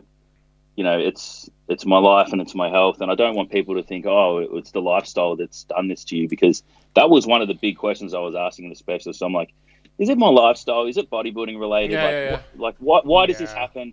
And they're like, no, like it's not bodybuilding related. It's otherwise the neurosurgery ward would be full of people with tumors who are bodybuilders, and it's not like that at all. It's just, we don't even know what causes it. That was specific. I'm like, how do I prevent it? And they're like, we don't even know. We don't even know how it comes about. So that was one, because I'm like, tell me now, because if it's bodybuilding related, like I'll stop. And he's like, it's not bodybuilding. And that was why it's having that nurse tell me your bodybuilding days are done. And I'm like, whoa, like, is it that? And they were really annoyed with that nurse. Like, she shouldn't have said that at all. Yeah. How does that, too personal question, how does that make you feel when if something's wrong with you, everybody says, it's steroids. How does that make you feel when people say that? Man, it's incredibly annoying, because you think, no one's doing bodybuilding to live the longest life ever. Like, no one, we're not like, it's true. Like, why do they look at us and think, hey, this guy is going to live the longest, or he looks healthy, so therefore he must, have a long life ahead of him, or, the purpose of life isn't to live the longest. It's to live a life that you choose to live and you're fulfilled with, and it gives you purpose and you inspire other people doing it, and you don't do it hurting other people. That's kind of my principle about it. So when people talk down about it, this is causing you pain or this is causing you strife or it's giving you illness, it's like, well, for one, no, it's not, but two, it's my life to choose what I want to do with it anyway. So yeah, it does annoy me because, I'm not someone who just brushes off all the opinions of people. Like, yeah, I think about them, and because if you brush off all the opinions of people, then you have no right to connect with them because you just don't care about what they think or who they are. Yeah. So of course, people are like, don't give an F what they say, or it's like, yeah, but then you lose all chance to connect with someone new. It's like, I don't want to be friends with everyone, but it's like, at least I want to connect with people and inspire people if I can, doing what I choose to do. And some people won't be inspired, and that's cool too. But the ones I can inspire, then I want to. Do the headaches are they affected by pressure when you're training? Because like leg press, if you're susceptible to headaches when you leg press, your head will start thumping. Is that exercise you have to avoid or work around? No, I'm still doing them. The thing is, so what they do is they cut that piece out and they put cement in there. It's like a cement that seals, right? Exactly. Wow. Like we're like what? Wow. And I'm way stronger than everyone else now because I have cement in my head. But it's like it puts this cement in and it fuses, right? So that should have happened and it hasn't fused. It's just I'll train and it will bulge in and it will bulge out, or I'll go for a walk and it will bulge in and bulge out. So for some weird reason it hasn't healed for me. Like it's just like a run of bad luck, basically. So from what the surgeon says is like he's confused as to why it's happened to me, and he's confused as to why the recovery was so bad in hospital, and he's being referred from another neurosurgeon, so it's not like he's kind of an average neurosurgeon. He's quite good at what he does. It's just a shame that it's happened. So if I can just manage everything around it, and from what they say is it's not going to cause any long-term pain, any long-term illness or anything from that. I mean, I can get something else put into it, but it's a matter of, do I want that to interfere with my Arnold prep or not? And if it's not going to cause any pain, like any restriction in the Arnold prep, and I can get through these headaches, then I'd rather just brave it out and push through it. So I'm assuming you'll be doing the Arnold Australia right after? I will do, if I get to do the Arnold Ohio health-wise, which is looking good, I think it'll be Ohio, Australia, and Brazil. It'll be all three of them. Definitely. So the Arnold Brazil's with the Pro League? Yeah. Is it back? Yeah. It's not called. I think it's called Arnold Brasilia. What? It's Arnold South America. Arnold South America. Oh, okay. Yeah, it's just I knew Australia and the Columbus was always with, in but Sao Paulo. Right. Okay. So they've yes. Sao Paulo is Brazil. So it's like, and my sponsors Black Skull are in that area. So I'd love to do it not only for them but also for the fans there. And man, when I first started, I wanted to compete all the time, and it would just take its toll. Like I remember the post Olympia, the first one I did, it was 4 shows in 3 weeks, and the Olympia, was a 2-day show. 2016, and it was wasn't it? Yeah, and it was like, that was a torture. And it was like from the Thursday night show in Kuwait, we basically got to the Prague show at 4 or 5 p.m. the next day, and we had to do the athletes meeting, and then 10, and then it's bed, and then you're on stage in the morning. It was like, it was real hard. So, after that, it kind of like... Those were glory days for Josh, though. Remember those days. Hang on, guys. If any of the 90s pros are going to be watching this, they're going to be saying, these young new pros, when we used to do the European Grand Prix, we used to do 10 shows in 3 days. But they weren't 270 on stage either, though. Well, NASA was. Okay. No, I just, we've talked about this before, Oh, no, yeah, exactly. And then all the videos you watch were like super weird resolution, so they all look shredded anyway. Yeah. It's like, we're all so conditioned. It's like, no, you guys weren't. It's like, I was at those shows. So it's like some were. It's like now, some were and some weren't. It's just bodybuilding. It's just how it is. Yeah. So let's go back to the Olympia. Did you agree with the top 6 results? Yeah, it was. I mean, I've judged a couple of amateur shows, and I hated judging. It's so hard. Like Steve and those guys have their work cut out for them because, you're basically choosing someone, whether it's close with a couple people, you're choosing someone to place ahead of another person. So the person who places less is going to have that weird taste in their mouth for the whole year until they get on stage again at that Olympia. Because really the Olympia where you place there is your designated spot in the world for the rest of the year, no matter where the Arnold is and the other shows. And they're great shows to win and place, but where you rank at the Olympia is your ranking for the whole year. So I feel like you're avoiding the question here, Josh. Come on, mate. No, man. That's what I'm teasing. Look, I think it's hard. I would have liked to seen Patrick against some of the top guys, just based on the condition. I know he was downsized more. I would have liked to see that, just purely because he just looked ridiculous. His X-taper. Amazing, wasn't it? Yeah. Would you have swapped? I'd have swapped him with Cedric. I definitely would have. Yeah, like. That's not even. That's a guaranteed. Yeah, I Sorry, definitely had him. Yeah. Yeah, but I mean, you know what? It's my belief with the sport is it's a little bit maybe different in how they're doing it now, right? They come out, everyone does their single round of posing, and then they leave, right? So every athlete kind of gets a chance to pose. I just wished instead of doing that, they mixed up first call out and second call out and second call out and third call out. Right, okay. And they would bring everyone out again, because I feel like that's a fairer placing because you get to see some of the guys mixed up. Instead of having your own time on stage, I think it's more fair to have everyone mixed in together from first and second and third. Because at least that way you go, Cedric probably shouldn't have been in the middle there. He probably should have been a bit out. Yeah. Or, yeah. Did you notice how few call-outs there actually were in the Open? There was very few call-outs. Cut down the bikini time. It was done. And get some more time for the Open, guys. Yeah. Come on, man. We paid to see the Open. That's my only kind of, want for the sport is that to happen. Correct. So the top three were, they were close, very, very close. I kept changing my mind. How did you have the top three? What did you think of Hadi? Come on. Okay. So what I thought of Hadi, I thought,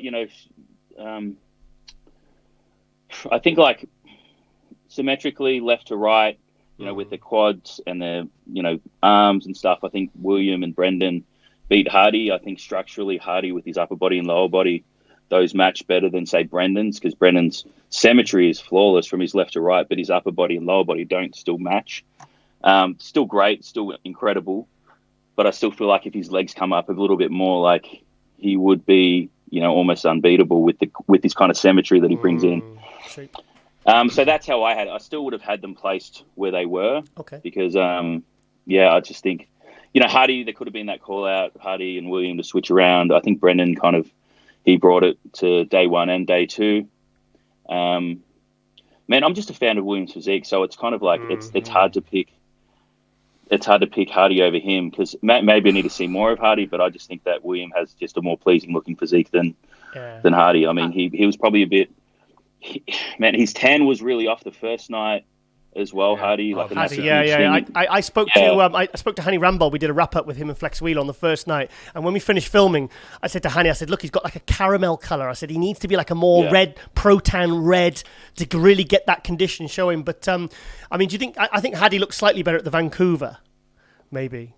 Yeah, well, I mean, through photos, I didn't. Yeah. It's so like anyone says, it's so hard to see unless you're there. And I've seen photos where people look just insane, and you see him in real life. You're like, that's not how you looked in those. Like, you look way better in these photos. You didn't look like that on stage. Why do you think we have filters, mate?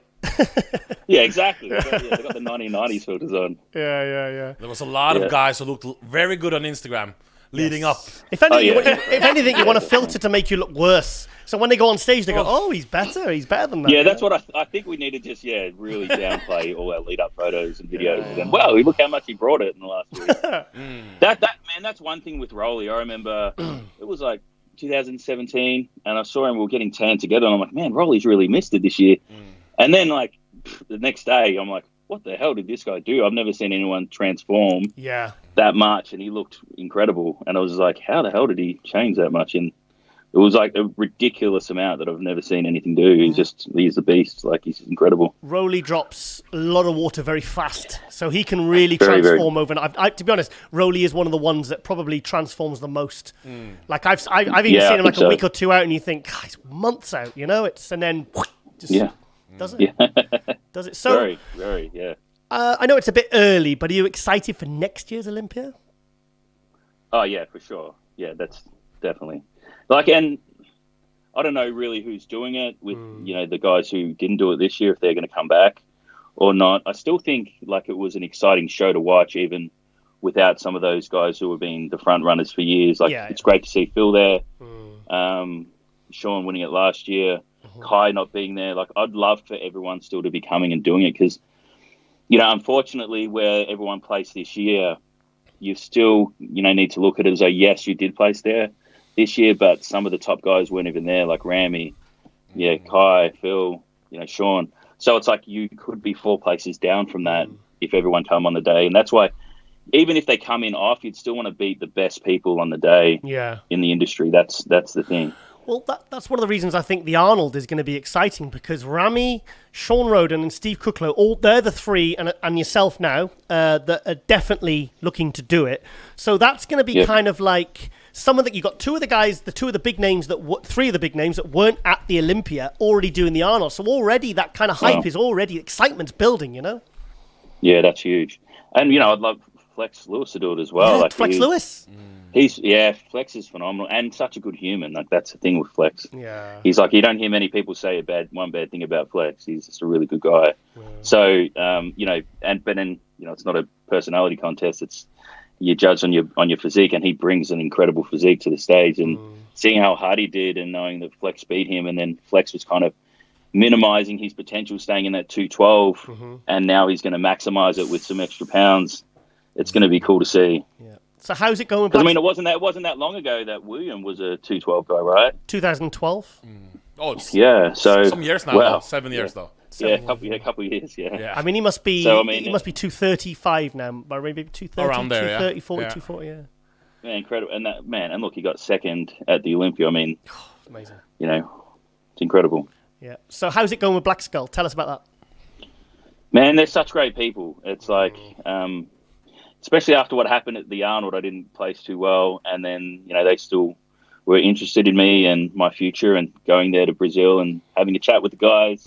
Marcelo, the owner, he's just, you know, a really good human. I got that vibe from him, and the couple chats I've had along the way, he's, you know, stayed, you know, very true to his, you know, to being a great human. So it's awesome, man. They got, you know, great products, and I feel really lucky to be with them. So, you know, hopefully it's a long-lasting partnership, and hopefully we can do great things together. Also at the Arnold, you know, you have to defend your title. Beautiful posing routine. I watched it at least 40 times, man. What a routine, man. Good routine. Arnold loved it. I've got a lot of. Are they doing that again? The posing.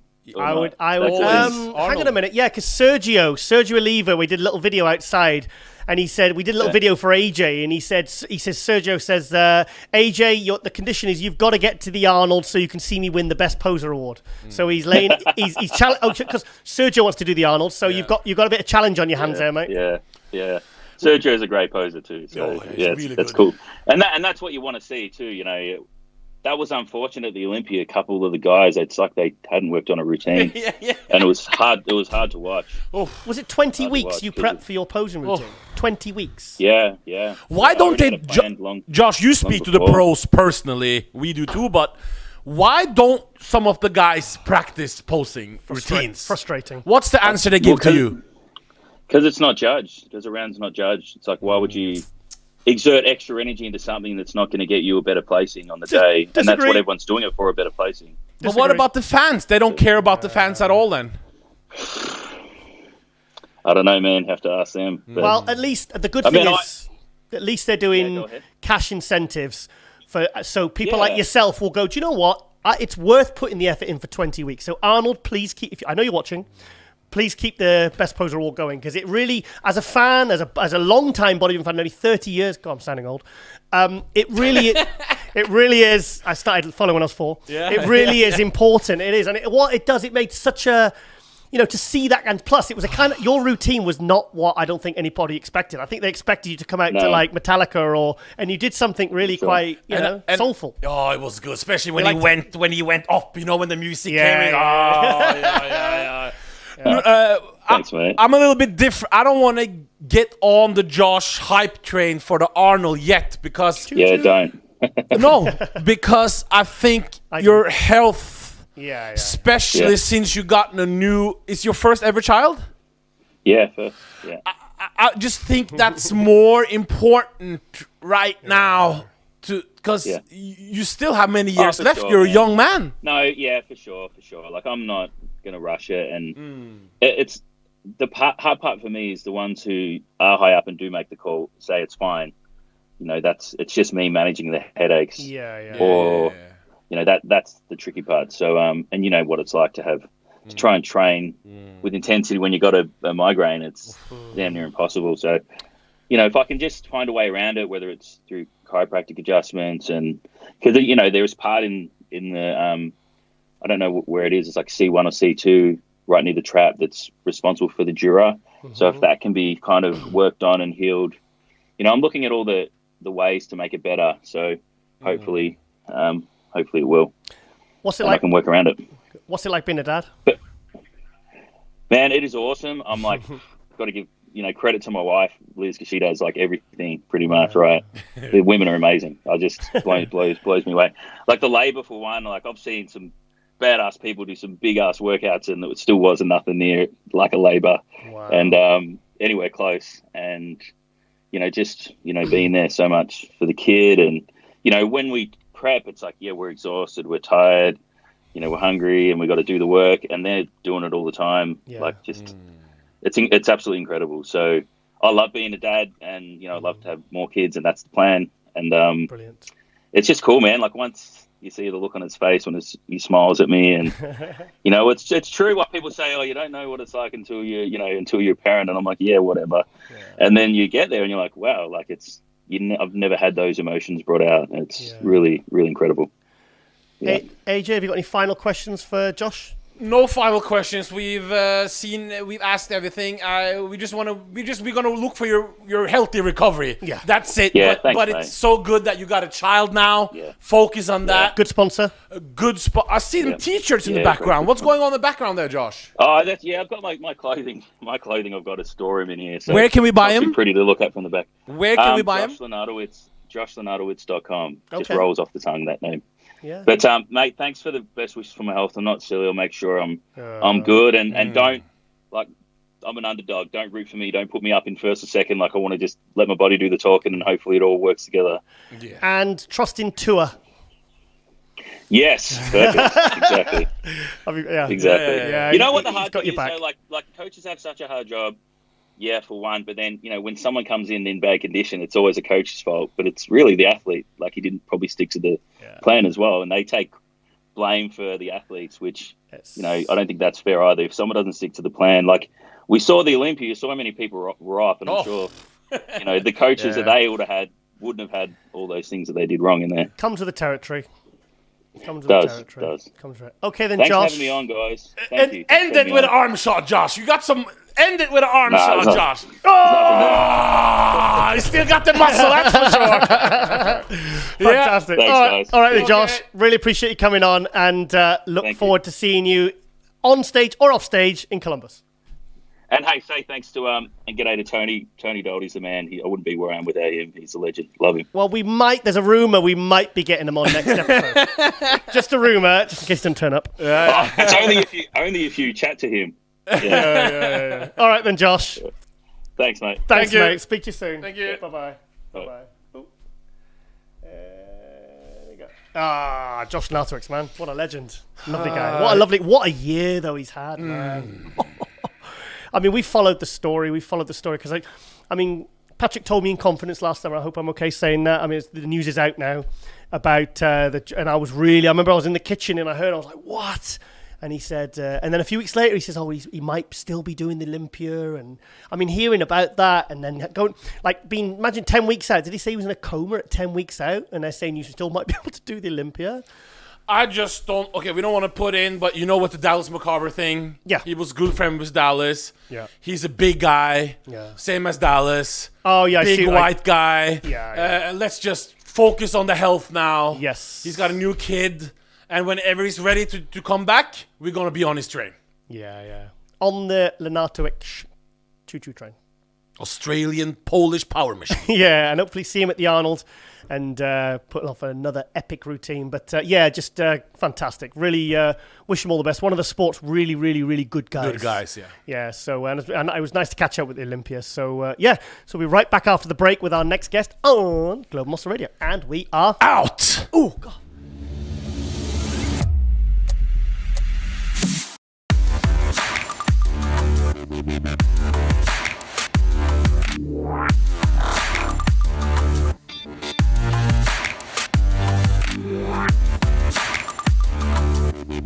Rolling.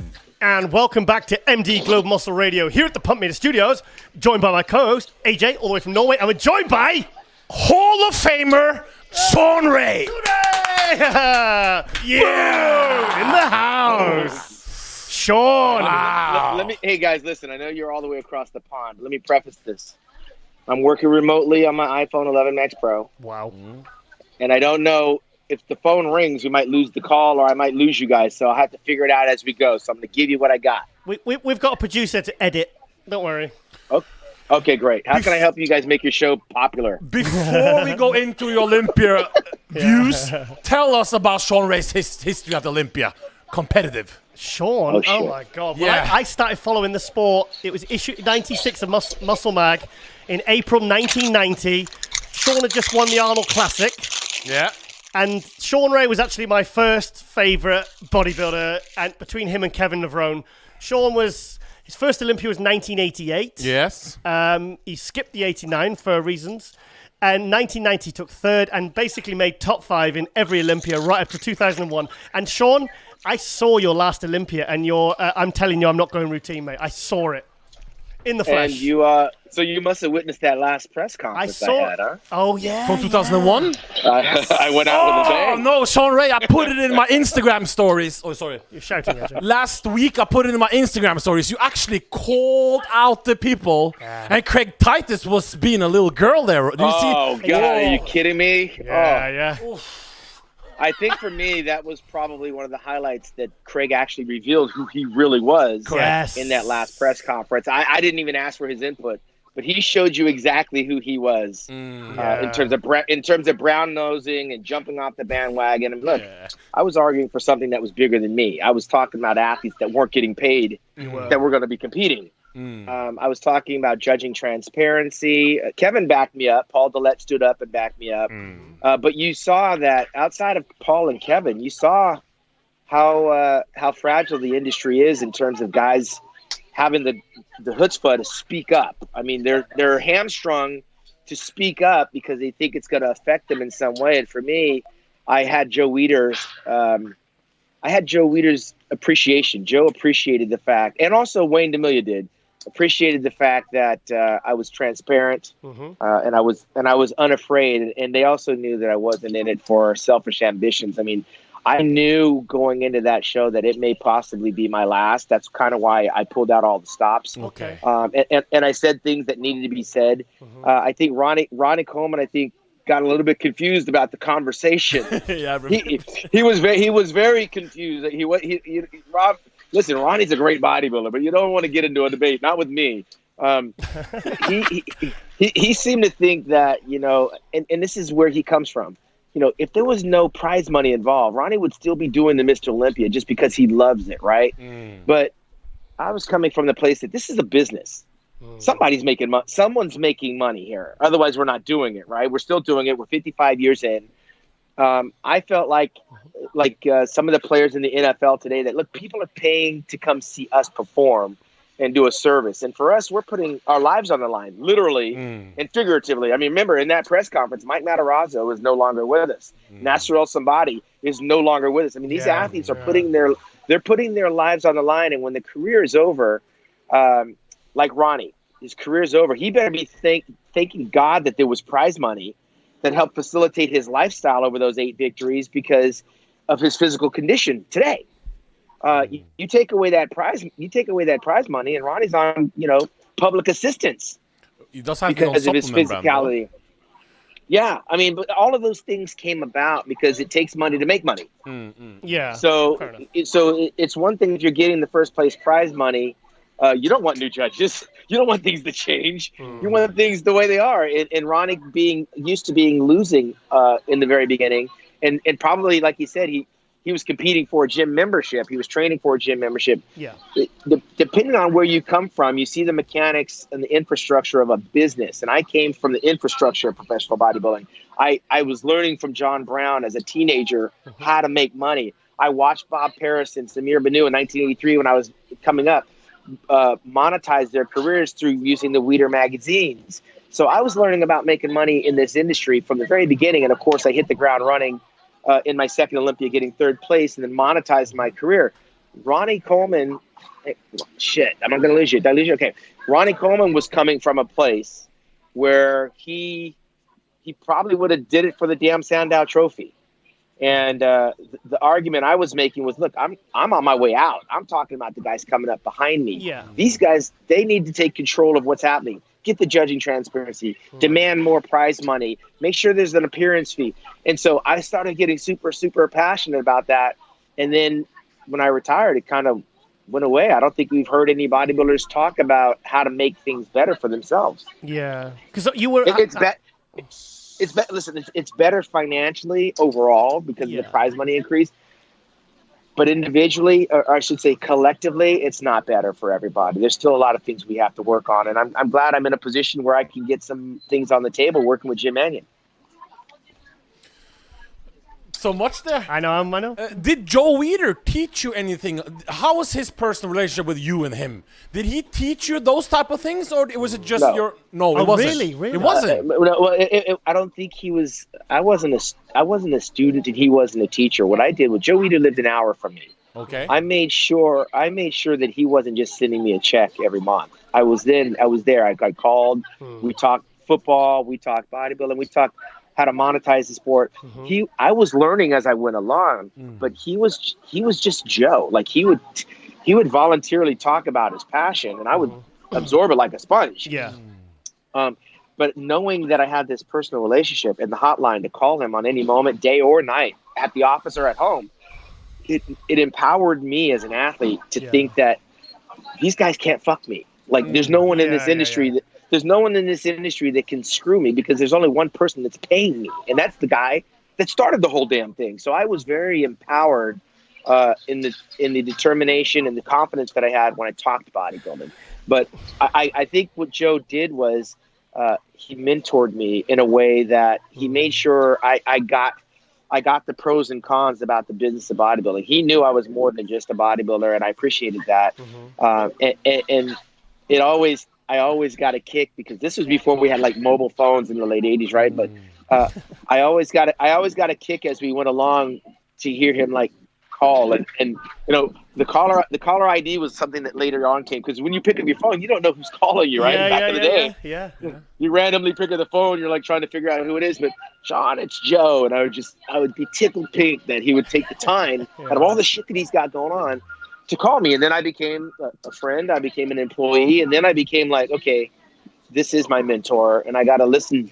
I have to listen and digest what he's saying because whatever he's saying to me, he's saying it for a reason. And I was able to apply much of the things that we talked about in some form or fashion, whether it was pertaining to the Olympia, dealing with other sponsors, doing the business of bodybuilding, the photo shoots, picking my competitions, preserving my body. Yeah. Remember, Giles, I pretty much only competed in the Olympia for a reason. I had so many other things going on, but he was more than just a friend to me in terms of giving me the proper advice. But he wasn't a teacher. He didn't teach. Do you know a fact about Shawn Ray? I know many facts about Shawn Ray, but which one? Shawn, when Shawn was a Weeder athlete, Yeah. and when he had a column in Flex, Shawn was the only one that Who wrote it actually himself. wrote his own column, and they said he always made the deadline, he always got the right word count, but he was the one. So when you read something that Shawn Ray wrote, that was 100% from him. Yeah, and I didn't know that I was the only one. Oh, really? I thought, hell, if I could mail this in, like, you know, Frank Wheeler and some of those guys, it would have been a lot easier. But Handwritten. I took pride in writing my stuff out. Yeah. I did. I mean, because I knew it wasn't going to get edited, and I knew that the people that were hearing from me were actually hearing from me. So I took pride in that. Yeah, I think there's only really two bodybuilders I think that really emulated your work ethic and your way of reinventing and maximizing business opportunities. I think those two are Jay Cutler and Flex Lewis. What do you think? Yeah, Jay Cutler, I'm actually going to go on his podcast soon. He actually got a message to me through his boy Dave, and Jay said I was one of his idols coming up, and it obviously was from a distance because he came from Massachusetts. Yeah, and I can see how that works because I was watching Bob Paris while I was in high school, and I was studying. I ran into John Brown in a gym. I didn't know who the hell he was, but he wasn't someone I was looking at in the magazines. Like I was looking at Bob Paris. I was following Samir Banu. I was following Chris Dickerson. And from afar, you do become kind of like starstruck. And then you kind of try to emulate them and you get into their mindset. Like when I was training my biceps, I'd act like I'm Robbie Robinson. He always had that little bar blaster underneath his his arms look freaking huge. Yeah. So you wind up emulating these idols, and then you come to know them, and then they become your kind of mentors from a distance. But yeah, Jay was watching me from a distance, and I watched him come up in the game. Super happy for his success. But for me, I was idolizing guys like Bob Paris. Lee Labrada was very briefly before my time, but man, Lee was everything I wanted to be because he was kind of short in stature. Chris Dickerson was an older, fatherly type figure. I met him at 17, and he was like 42 or 43, and he was more manly. Like I couldn't really relate to his mannerisms because he was like a father figure. Yeah. But I could relate to his size. So when I would go down to Gold's Gym and see him, I thought this could be my reality one day. And all the guys that talked to, they say I was like 5 years too late because if I had been 5 years earlier, so I arrived in 1988, right? But had I arrived 5 years earlier, 87. I mean, my competition, 87. No, if I had arrived Nationals, you won in 87. Yeah, I turned pro in 87. But fast forward 5 years earlier, 1982. Oh, wow. Sorry, guys, they're a freaking dump truck. 1982, I would have been battling like guys like Chris Dickerson. I would have been battling guys like Muhammad McAway. I would have been fighting with Samir Banu. Those are guys that are shit, I lost you. Where are you at? I'm messing with this new iPhone. We'll get you back. You see me? Okay. Yep. Those are guys that would have been in my wheelhouse. But my muscle maturity wasn't on par with where they were at in terms of the years of training. And you hear me say that when I commentate, I go, like Derek Lunsford, you go, he looks phenomenal. Dallas McCarroll, he looks phenomenal, but he's got to let it mature like wine. It's got to ripen. It's got to take a little time, which was me at my first Olympia in 1988. I came in there. I had glimpses, but it was like a car that needed a wax job. And that comes with time. And when I finally started to mature into my physique, you saw things later on that you didn't see in 1988. Some of it was diet, some of it was training, but a lot of it was maturity.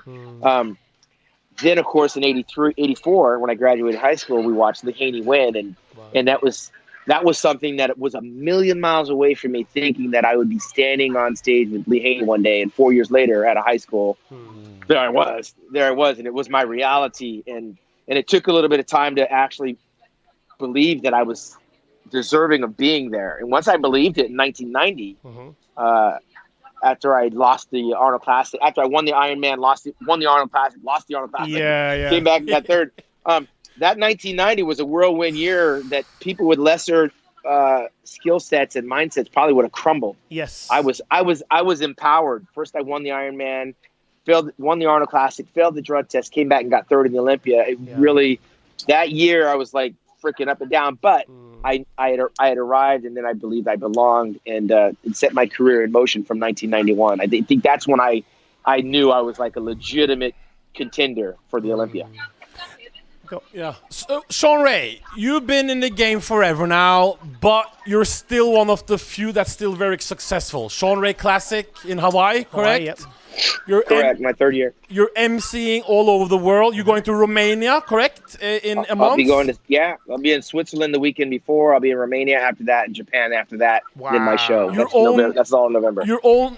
Sometimes you're with MD, sometimes it's Generation Iron. Now you have your own YouTube channel, ShawnRay.com, not Shawn Ray YouTube channel. Yeah. Well, my webpage is ShawnRay.fitness, and this is breaking news. I've just been confirmed to be the editor-in-chief over at Digital Muscle. Oh, wow. So with Dan. Starting today, October the 1st, I'll be over there at Digital Muscle doing a lot of great things with Jake Wood and Dan Solomon and Travis Chapman, Alina Popa. So we're gonna be doing some different things over at Digital Muscle that are gonna start today. Here comes the point of what I'm asking. So, what is 3 advice you could give to the modern day bodybuilder to monetize their career? Can you give us, because you are known for giving a lot of critique, and sometimes the bodybuilders, they really look up to you, Shawn Ray, and sometimes when you give your critique, they can get a little bit insulted because they look so much up to you, you know? Yeah, so can you give us 3 advices to become you in 20 years? Well, not everybody wants to be like me. I tell you, I think when you tell the truth, you don't have to remember a lie, right? So I've always been one of those guys that be honest with me. Who doesn't want people to be honest with them? This is a sport of fragile egos and a sport of criticism. And if you come to me and you ask me, how do I look? Or how do you think I did? Or what do you think of this? It's easier for me to be truthful because when you run into me later on, I don't have to remember the lie that I told you to make you feel good about yourself. I can only improve if you tell me the truth. Yep. I'm not trying to be honest. This is just what I do in terms of analyzing the sport of bodybuilding. It's easier. I think, I'm not cognizant of the fact that some of these guys have grown up on my career, watching me on YouTube or studying me in the magazines, and they put me in this high esteem, and then they come to me and then they want me to lie to them. I have nothing to gain from telling you something. I have nothing to gain by telling you what you want to hear. I mean, if you ask the question, or if I'm being paid for my opinion, I got to keep it 100, which is why I'm still here doing what I do. I don't consider myself losing friends when they're fans of mine. Those aren't friends; they're fans. Yeah. My friends are kids I went to high school with in elementary school. I still live within a 20-mile radius of where I went to elementary, high school, and college. So these are my friends. They know me. Like I can call one of them if my car breaks down. These bodybuilders that idolize me, if I call them at midnight to come and give me a gallon of gas, I doubt they're going to send me the voicemail. So I think my best play in this industry, and I've always thought this, is just tell the truth. Yeah. Tell these athletes what they need to work on so that they have something that they can go back to the gym and they can really work on. Me and Dexter Jackson have a love-hate relationship because for whatever reason, he thinks he should win every contest he's in, just the way that I feel. But he also thinks that I should say that. Okay. And listen, Dexter, I gave Dexter my Shawn Ray Lifetime Achievement Award because he was worthy of it. I mean, Dexter, as long as he competes, we all recognize what he's doing. It's not lost, but it doesn't stay in that bubble. It's not 2008, and time waits for no one. So when you go into certain shows, you're not always going to be a carbon copy of what you once were, especially as you start to age. But if you pick the right show, we can see flashes of brilliance. Tampa, Florida. Dexter was phenomenal, but he was standing up against Luke Sandow. Yeah. The Mr. Olympia, I said he's going to make the top 6. He's a perennial top 6 guy. He was 7th place last year. I had him in 5th place on Friday. He wound up in 4th place on Saturday. There was no one more happier, but I only had him in 4th. I didn't have him any higher. He's one of those guys that he can't handle the criticism from someone like me because I'm one of his colleagues. I'm one of his peers. He came up in the game with me. But I tell you, I think in hindsight, when you look back and we fast forward 10 years and you look back at what's being said about the individuals. Yeah.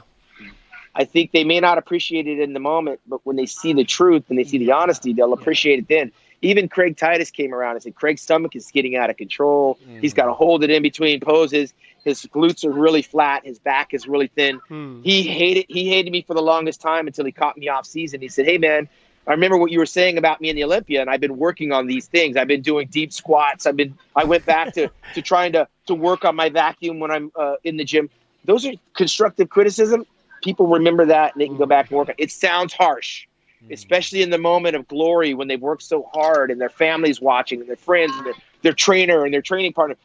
Jose Raymond's brother, Tito, who I know from a distance, came out of the Mr. Olympia about 2 or 3 years ago as they're watching on muscular development in real time of me giving my play-by-play and was choosing to attack my criticism of me not saying enough, not saying more about Jose. And I'm thinking to myself, you're clinging to my commentary as if it's going to change the outcome of the show. Yeah. And you're focusing your anger at me not saying something or saying too much of something when in fact Jose Raymond was like, dude, that's Shawn. That's what he gets paid to do. He's doing his job. We've all seen. I'm going to keep it 100. I mean, we've all seen it where, like, sort of like family members and stuff like that. I mean, I've experienced it a lot in the industry where people say stuff like. So, I mean, it's been a weird, kind of controversial, drama-filled year for pro bodybuilding. Where do you think it goes from here? Do you think it can recover and try and, because obviously we've got all these other categories now. Do you think the industry can really kind of claw itself back to? Now we've got a great new champion in Brandon Curry. What's your thoughts? Well, I mean, I know exactly what you're getting at. Can it recover? Well, listen, they gave out more prize money than they ever have in the history of the game. Yeah. The women got raises all across the board. I think the bikini chick got like $50,000. She did. Yeah, 40, 50. Yeah, and that's what the 212 got, which is more than what they've ever got. Financially, it's in good shape. If you were there Saturday night, it was a sellout. It was. So what are we complaining about? I think we're starting to nitpick. Oh, the expo didn't have as many people as it normally did. Well, it's normal. Listen, companies, they throw thousands, if not hundreds of thousands of dollars at expos, and then they have to regroup, and they got to pick and choose where they're going to redistribute their money. Some expos are going to be really big, and some are going to be very fragmented, but we're there for the Mr. Olympia, and that Mr. Olympia you couldn't have sold another ticket. Yeah, it was packed. And so that's in good shape. The quality of the athletes. Listen, we're always going to compare what's on stage to what we've seen before. Yeah. I mean, listen, the very first movie Jaws was incredible, but the second and third and fourth Jaws, I mean, come on, we know what's going to happen in the end with the shark. Yeah. So sometimes it's hard to top what you do from one year to the next. The production value of this year's Mr. Olympia, I thought was flawless, especially being Dan Solomon's first run. Yeah. I thought we'd find some hiccups here or there, but it was flawless. We got out in time. He did a good job. I think everybody was happy. People were complaining about the quality and the level of condition. People were complaining about the field because there were certain players that weren't in it. But listen, some of the players that weren't in it this year may be back next year, so it's going to change that dynamic. We can only take it 1 year at a time. Do you remember in 1980 when Arnold Schwarzenegger won over in Sydney and everyone said how controversial that contest was? Yeah. Well, do you know the next year several bodybuilders had boycotted the 1981 Mr. Olympia because of that, and we thought it was going to die on the vine. Of course, Franco Columbu won 1981, and what happens in 1982? Chris Dickerson comes along and wins it. Bodybuilding didn't die; it actually started to pick up because in '83 you had Samir, in '84 you had Lee Haney start the reign of terror, and it just continued to grow. And now this year, if there was any downside to the competition, the quality of it, I can tell you, going in, we thought there was at least 3, maybe 4 guys that could win that title. Yes. It was wide open. Yeah, it was. And Dexter's name was thrown into that mix. So we didn't know until it was over. Now you got Brandon Curry. And Brandon Curry has already beaten everyone in that competition with the exception of Dexter. We found out that Rolly Winkler was injured going into the show. Yep. We saw that Dexter had made slight improvements, but not enough improvements to leapfrog over these guys, and I think that has to do with age, not having to do with lack of effort. Yeah. William Bonek looked as good, if not better, than when he worked with Neil Hill, and that was a big question mark. We didn't know which William Bonek we were going to see. It was awkward. Bonek coming out, Shawn Ray on the commentary, and then Neil Hill, and Neil was like, "Bonek is downsized." Shawn Ray is like, "Well, he's got great condition, bro," and Neil Hill was like, "Oh." Neil lost about $30,000. Yeah, he was feeling that money. But listen, on the flip side, we didn't even know if Hadi Chupin was going to make the show or whether he was going to do 212 or open. So for me, the excitement and the build up to the show, I think it lived up to the billing. We didn't wind up with a Phil Heath-like champion, but you can only be the best of what's put up on stage. And for me, collectively, Brandon Curry won that show. Now, is that a title that Brandon Curry can hold on to next year? Not necessarily based on what I saw, because now we throw maybe a potentially 40-year-old Phil Heath back into the show. Yeah. Now now Big Ramy may come back and he's healthy. Maybe Rolly Winkler, he recovers from the hamstring tear and he's healthy. Maybe Sean Roden beats the rape case and he's in the Olympics. There's so many stories going into 2020. Flex Lewis. That I think it's got, and Flex Lewis decides to jump into that show. listen, if Flex Lewis was in that show, he might be Mr. Olympia. So that's what Jay Cutler said. Jay Cutler said that. So I'm more excited. I'm more excited about the 2020 edition of the Olympia than the 2019. So what does that say about the controversy of 2019? It says that it may just have been the show that we needed to set the stage for the biggest and the grandest going into 2020. We're in good shape, man. We're in good shape. What I liked about it was that I was changing my mind between that top three.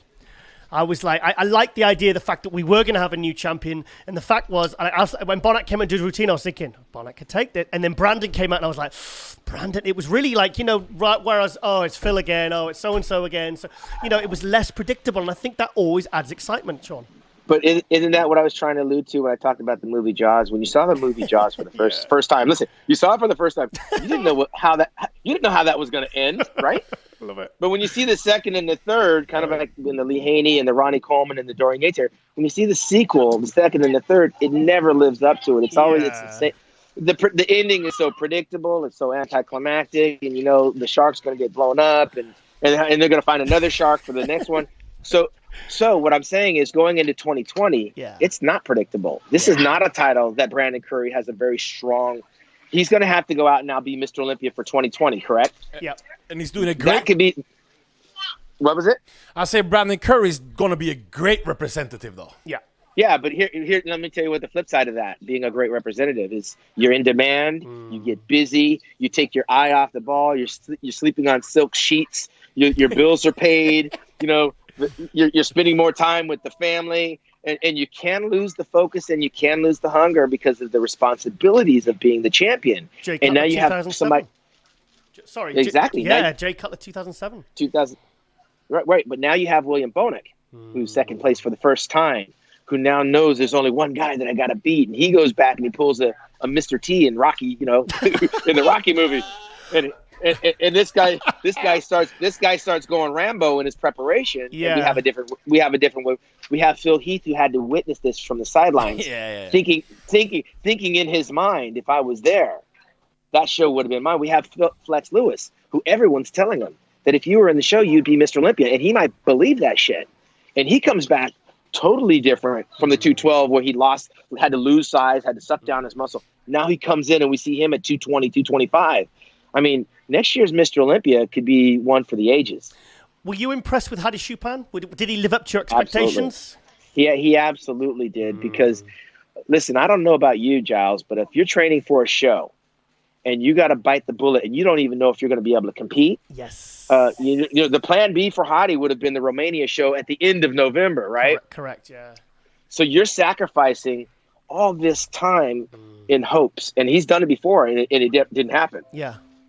You're training, you're doing all the things necessary to try to compete, and then suddenly every night you're thinking, to your family, to your loved ones, to your friends, like, I hope it's almost like getting out of jail. I hope I get out of jail on this date, right? And suddenly the appellate court says, no, you're going to have to stay in jail. Yeah. Well, staying in jail for Hadi Choopan is basically staying in Iran and not being able to come. He would have been watching that show in that shape. Yeah. He would have been watching it online. Can you imagine that? He must be like, there's been times when he was supposed to do Toronto, wasn't it? Was it supposed to turn up to Toronto? So he'd have to be he's like on call, because he's having to prep for shows. Like you said, he doesn't even know whether he can do. I mean, like, and I said to that would be hard and stressful. It would be, yeah, and I think it's a real testament to his kind of mental strength, because the fact is, I mean, he only got he knew like a week, was it a week, 2 weeks before? Yeah, it was. I'm sure it was very trying testing time. Yeah. I actually had him in second. So I mean, for all of that stuff that he had to go through on that personal story, and then for all the hopes and expectations we had for Dexter, because look, Dexter went from 7th to 4th. Yeah, I mean, he's got to be happy. He at least bought himself another year. And then when you throw in Phil Heath and you throw in Big Rami, and potentially Sean Roden, who has a lifetime qualification at that Olympia, if he beats this charge, those three guys back into the contest could regulate Dexter back down into 7th place again. Or Dexter finds a way, like he always does, to be in the mix. I mean, so there's so many different storylines in 2020 that are going to be far more interesting than 2019.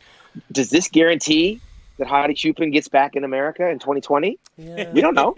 We don't know. No. Yeah, It's not a guarantee that he's coming back next year. But one question, Shawn Ray, as a fan watching this, and I talk to fans from all over the world, a lot of them, and Patrick Moore to me, no, but Shawn Ray, clearly as a fan watching, and I've been watching bodybuilding for now 20 years very closely, he stood out pre-judging, he stood out at the finals, he had the best routine of the night. Yeah. The judges, I heard your comments also, you all had him. What, the judges, are they blind or how, but seriously, this, with the fans, we see Patrick Moore laying the experts as yourself and Neil Hill said. You had him sixth. Patrick Moore was killing it, they said. Yeah, I did. Yeah, so the judges, what is going on? I don't know how they missed Patrick in that lineup because clearly he was the crown jewel. I mean, listen, you take Hadi out of that show, and he's the fan favorite. Yeah. His posing was electric, and it was intensified because he was working with Lee Labrada, and I could see that Lee Labrada had his fingerprints on that posing. Yeah. And when they talk about paying your dues, I mean, he was Ronnie Coleman light and Ronnie Coleman-ish. And Ronnie Coleman was last in 1992, had all the potential. Even in 1996, when Ronnie Coleman kind of moved up, I think he was sixth place that year, very, very quietly. Wasn't he sixth place in 96? Yeah, I think he was sixth. and ninth in 97. But it was better competition in those days, right? This Olympia people were off. You're right. So they shouldn't have to. So what was Patrick? What place was he? 10th. Okay. So let's pick it apart. Who was ninth? It was Lucas and Akeem. No, Akeem was ninth. He was definitely better. He was definitely better than Akeem. I mean, condition, structure. I mean, I can break Akeem down. I think if you heard my commentary, you can see the things I was breaking Akeem down. Yeah. He definitely, in my opinion, and I'm not a judge, he definitely was better than Akeem. Who was eighth? Lucas, who was off his best shape. Lucas Osladel. Are we talking Osladil? Yeah, Osladil, Osladil from Czechia. Yeah. He definitely had a better structure and was better than Lucas, from my personal opinion. Who was seventh? Cedric, who was pre-judging very... Yeah, watery. And you know what? He needs to be Cedric's size. If you put those two next to each other, you can see the fullness of Cedric's chest is exactly what Patrick is missing. Yeah. The traps that Cedric has is exactly what Patrick needs. Yeah. Cedric exposed a few things that Patrick is capable of and things that Patrick is going to need for us to have him stand out in the crowd. So that I'm not too far in disagreement, although I did like Patrick's conditioning better than Cedric's. Okay. Cedric is a bigger version, but a waterier version. You know, he wasn't in the same kind of condition. So you could easily swap those guys out just based on condition. And I said going into this show that the guys that are in conditions are the guys that should be rewarded because we know it takes a lot more for you to get in shape than it is just to be round and full, which plays towards Cedric. Cedric has a conditioning problem. He looks beautiful. Cedric alone looks beautiful even when he's not cut. But when you put him next to Patrick Moore, you start to expose why Cedric needs to work harder on his diet. Would you? I would have had Patrick and Steve Kuklo battling it out, and it would have landed on the side of Patrick. Although Steve Kuklo was definitely at his best, I thought he was. So, I mean, I would personally have swapped Patrick and Cedric. Yeah, and see, there's an argument for and against. I mean, because Cedric for me it looks better, fuller. Because you have those big round arms and you have those big sweeping quads and the traps hanging. Yeah. And when he diets down, he kind of loses it, and he's never been really shredded. Even when he won the Arnold Classic, he was never really shredded. But Patrick Moore, listen, we're talking about the future. Talking about Derek Lunsford, we are talking about the future of bodybuilding. And like Ronnie Coleman, it was a slow run up for Ronnie Coleman, but when he arrived, he shut the door. Does anyone know how old Patrick is? He's 34. 34, so he's got time. In 34, fresh 34 though, fresh. In this business, it's young. I mean, I retired at 35. Lee Haney won 8 Olympias and retired at 31. Yeah. But 34 in today's economy, now that he's got a little taste. And mind you, I was 13th in my last Olympia, and I can only talk from personal. A lot of the meatheads in the peanut gallery hate it when I talk about personal reference. But in my first Olympia, I was 13th. I was young. I was 22. This guy got a taste of what it's like to arrive at the Olympia, He probably is not feeling the sting like we are as fans that, man, you should have done better. He's probably just thankful he was in the top 10. Yeah, he is. And now he knows what it takes. Now he knows what to expect. And I guarantee you, we're not going to see the same Patrick Moore. Now, put that on a guy like Cedric. Now, put that on a guy like Lucas. Put that on a guy like Luke Sandow. I don't think it's going to resonate as much with them because I don't believe as many people were telling them that they belonged in the top 6. Yeah. You see, it's a double-edged sword for Patrick. Patrick might not have got his comeuppance at this show, but I guarantee you he's getting enough feedback from the right people that it's going to leapfrog him into the conversation of the top 6 next year. Yeah. Whereas the guys that were 8th, 9th, the guys that was 9th, 8th, 7th, those guys are not hearing the same conversation that we're talking about with Patrick Moore. No one's in Lucas Lasadill's ear and Luke Sandow's ear and Cedric. They're not telling them that they should have been better, that they should have been higher. Shawn, Patrick comes to you today and says, Shawn, what do I do next? Where do I go from here? What would you advise him to do? He's got to keep doing what he's doing. He's getting the right advice from the right people. Yeah. He won the California Pro, right? So, and that was in May of this year. Yeah. He made it to the top 10 of his very first Olympia. That was better than I did. I was 13th. Mm-hmm. And now he has to take inventory and go, look, what does this mean to you? How serious are you? Because 2 shows in 1 year is a lot. Okay. He was on a diet all summer long. Now he's got to find a way to he's got to requalify. Mm-hmm. Right. And B, he's got to believe the hype. Because for me, in my first Olympia, when I was served up that humble pie, I believed the hype. I believed I had the potential. I was listening to the right people telling me what I thought I would be capable of. Yeah. And until you've been there, AJ and Giles, you don't know really whether or not you're worthy. Mm. This guy's hearing it from the right people that he's going to take that in. And like Mike Tyson had to hear it from Customato that he was going to be the heavyweight champion of the world as a teenager. And it was until he believed it that it actually became a reality. I was joining a gym to train for football to be a stronger football player. I met a bodybuilder by happenstance named John Brown. Yeah. And he told me I had the potential, and he told me to do what he did. And it wasn't until I actually competed and then that I actually believed it that I actually became it. So there's a lot of things going on in Patrick's head that I don't believe is going on in Cedric's head at the end of his career. Yeah. I don't believe that Lucas Osadil and those other guys are going to believe it and absorb it the way that Patrick Moore does. Does anyone know what this guy does for a living? Patrick Moore? We've had him on here. Yeah, we had him on the show. He's a personal trainer, I think, a little bit, but mostly a full-time bodybuilder right now. Shawn, you're making references to Ronnie Coleman and Patrick. So how far do you think Patrick could go? Well, listen. Patrick is no Ronnie Coleman, okay? Yeah. I know Ronnie Coleman, and Patrick is no Ronnie Coleman because that mindset is different. The genetic makeup is different, and we were talking about 2 different work ethics. Patrick looks to me like a physique artist in the vein of a Labrada, who's his mentor. Ronnie Coleman was a bull in the china shop, okay? You could not hold him back.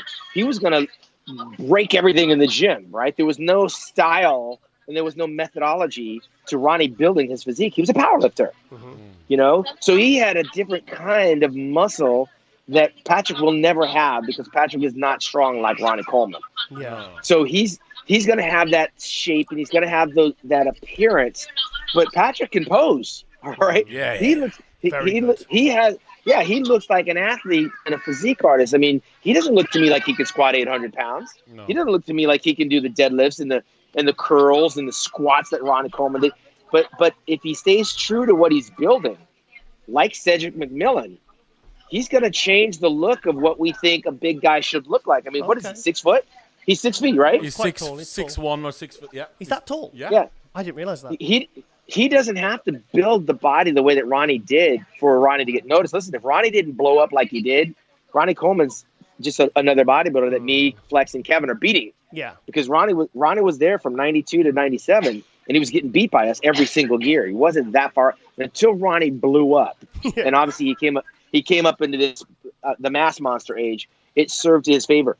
That mass monster age is gone. Brandon Curry has diminished that. Even Phil Heath vanquished the mass monster age. Patrick's got to stay true to what his shape is. But if he doesn't bring the condition, it doesn't matter how big he gets because Cedric was a bigger version of him, and he only placed a couple of places ahead of him. Patrick's got to bring the condition, and he's got to stay true to the artistry of it, so that we can turn the corner and bring that back. He's got a beautiful. You don't hear the word beautiful with a 6-foot bodybuilder. Yeah. Last time I used that word, I was talking about Bob Paris. What do you think of that Quentin area? Because he's got quite a beautiful look at 6'1". I think he has. I don't even know who that is. We see the Canadian guy, the young guy from Vancouver. He's fantastic. Come on, sorry, don't follow those guys. Beautiful physique. That's why. Listen, I consider myself a historian, which means I know the old guys. The new guys come. The new guys are all over the map. But what did he place, Giles? Where was he? He's had some okay placings, but he's 24, and you can just see he's got this tiny little waist, like the Lee Haney flare to his lats, big legs. Yeah. I mean, he's got. Have a look at his physique, Shawn. He's got an amazing physique. 2020, Shawn Ray. Let him answer about it.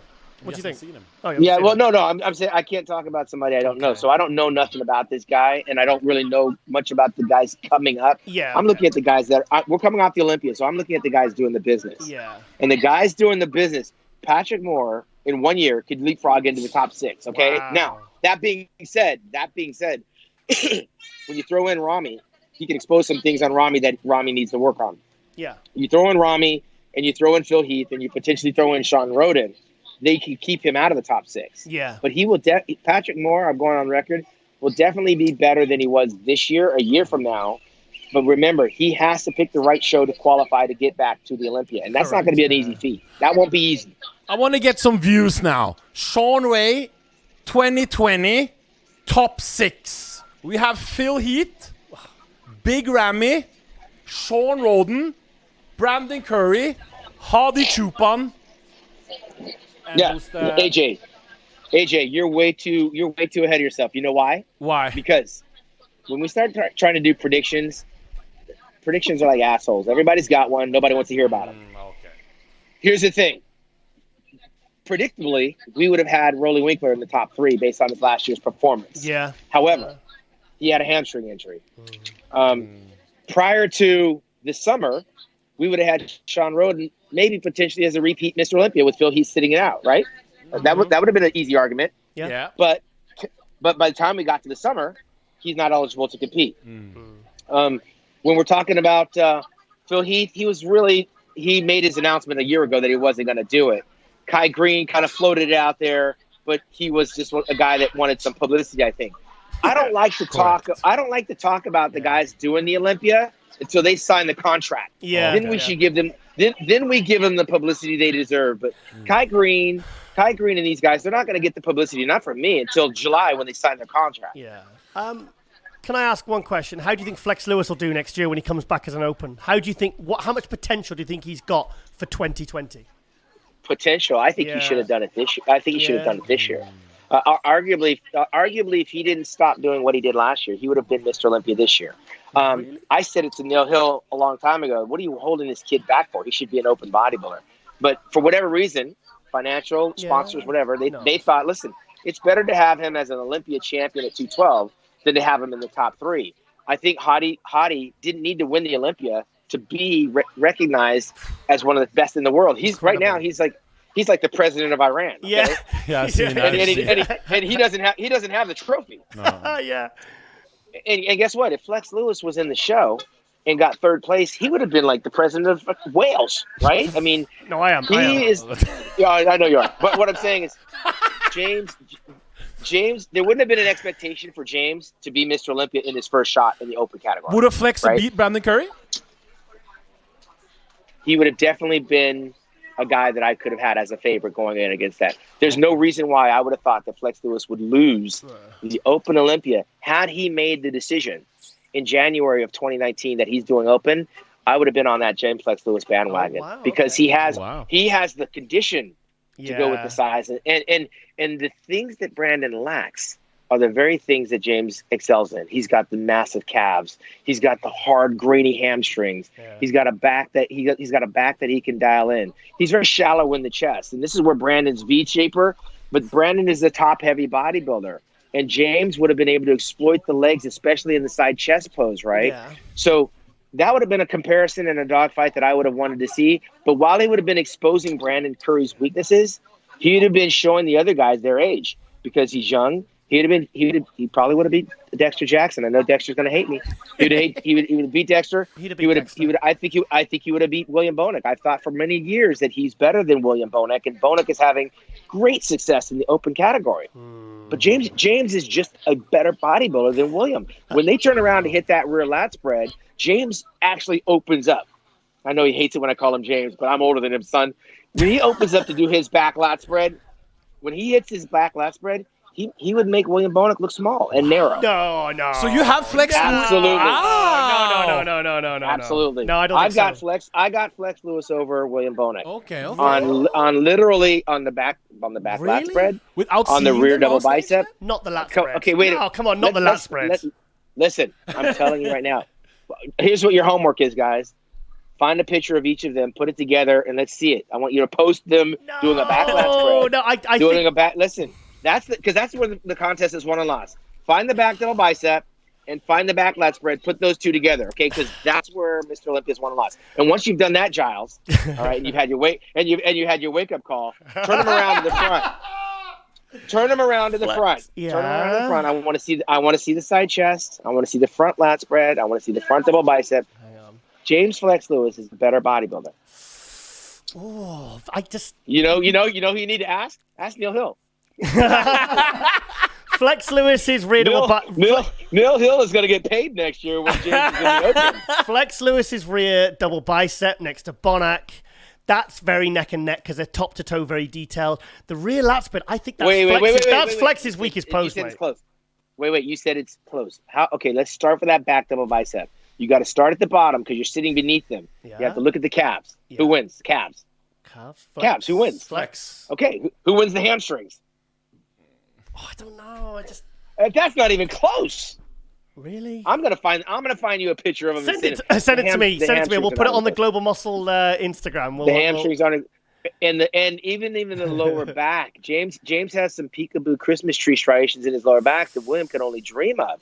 Now, granted, their back lat spreads are not wide because they're small guys. They're both narrow. They're both small and narrow. Yeah. But when James opens up his back lat spread, you just see more. I don't know if it's because of William's dark skin. Yeah. But Flex's skin is thinner, so you see more detail in that back lat spread.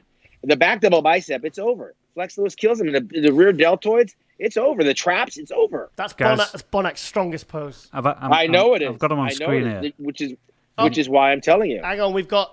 Shawn, I've got them on screen here, and you are absolutely right. Of course I'm right. What's wrong with you? I'm an expert. I'm going... It's going to be... One thing is for sure. It's going to be great seeing Flex Lewis return. I want to see Flex, Haddy, and Bonac. So that's what I'm saying. Next year's Olympia, it's going to be crazy. Answer a lot. It's going to be nuts because you know what? That's only one fight. Those two guys. Roden coming back. They're about the same height. If Hadi gets in that mix, and then we talk about Phil Heath. Phil Heath kills them both on the back of the bicep. Do you think Phil? Yes, of course. Do you think Phil will come back?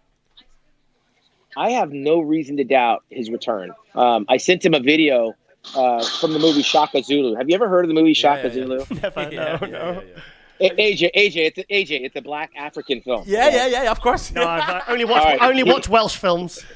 Let me give you the short synopsis, okay?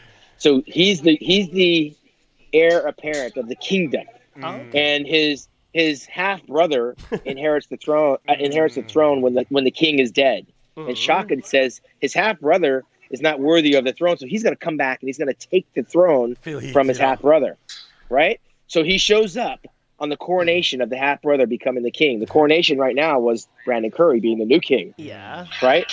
So Phil Heath sat out the Olympia. He had to watch the coronation of Brandon Curry being the king. And now this 2020 scenario is playing out. And Phil Heath is going to come back to take his throne. It's kind of like the Black Panther. He's coming back to take his throne from Brandon Curry. But he's not going to do it because he hands him the scepter. He's going to have to go in there. He's going to have to kill a few people to take this thing back, which is rightfully his.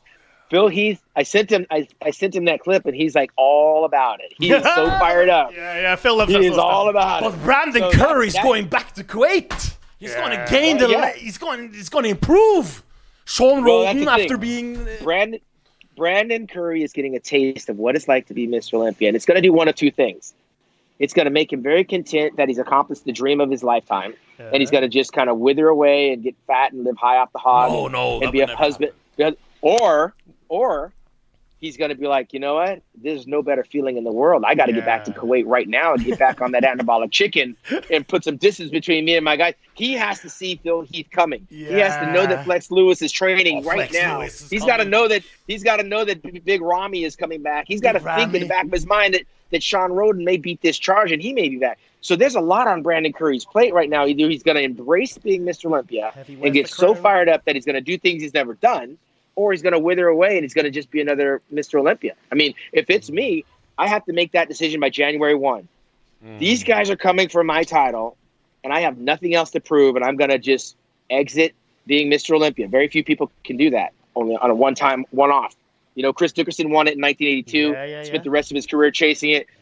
Dexter Jackson won it in 2008, spent the rest of his life chasing it. Samir Banu spent the rest of his career. I mean, listen, he won that in 83, and I was competing against him in 88. Do you remember on the Battle for the Gold? And he says, "I'll win it again. I'll win it again." And he got 8th place or something. And he says, "I'll come back. I'm not going to give up. I'm going to win it again. I want it back." Yeah. So here's the thing: how many people have the chutzpah to win it and walk away? Nobody. They just can't do it, especially when you're in the prime.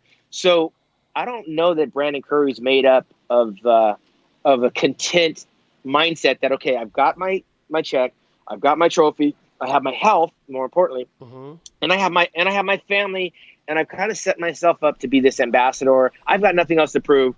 Let me leave. I mean, that would be my mindset. I said it even when I was young. Oh, really? If I win it one, I said it when I was young. I said, if I win it one time, then I could turn the page and go on to the next chapter. I didn't want to. I didn't have it in my mindset that, you know, I want to win this thing and I want to keep winning it. It wasn't because it wasn't about money then. I think it was $50,000 to win the Olympia or $100,000. Yeah, it wasn't a lot of money back then. I just thought it would be a milestone. My mindset was, if I could be the best in the world and win this, I have nothing else to do. Let me change gears and go and do something else. Yeah. Well, if Brandon has other passions, and I see he's got his sons playing football and he's got 4 kids, got a lot of things going on, he may be that guy that goes, you know what? I could potentially lose this contest, and these guys can all potentially beat me. Yeah, I'll take my trophy and go on. Or he's like, I welcome the challenge. Wow. And I'm going to do everything I can. I'm already getting hyped for 2020 now. No, but 2020, Shawn Ray. And also, since I'm a professional schmo now, female bodybuilding, awesome. They're coming back. Let me tell you something. So the Miss Olympia was announced that it is coming back. Yeah. Jake Wood, Alina Popa, and the whole Wings of Strength organization have sponsored the Olympia. They've made it possible to welcome the Ms. Olympia back. I interviewed all the girls. I interviewed Iris Kyle. She won 10.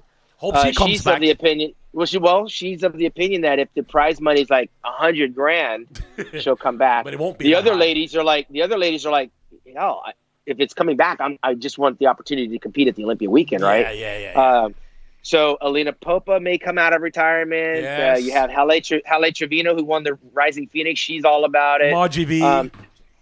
And Margie Martin. So women's bodybuilding is alive and well. The question is going to be, how do these women qualify to get back there? Wings of Strength has shows all around the country and around the world. You got Romania; they have a women's pro show. We going down there? You have one. Jack Titoni has one in Omaha, Nebraska. Tim Gardner has one down there in Tampa, Florida. There's one at the Toronto Pro and the Rising Phoenix in Arizona. So there's a lot of women's pro bodybuilding shows that are now going to get the recognition they deserve leading up to the Olympia next year. That's going to be another addition.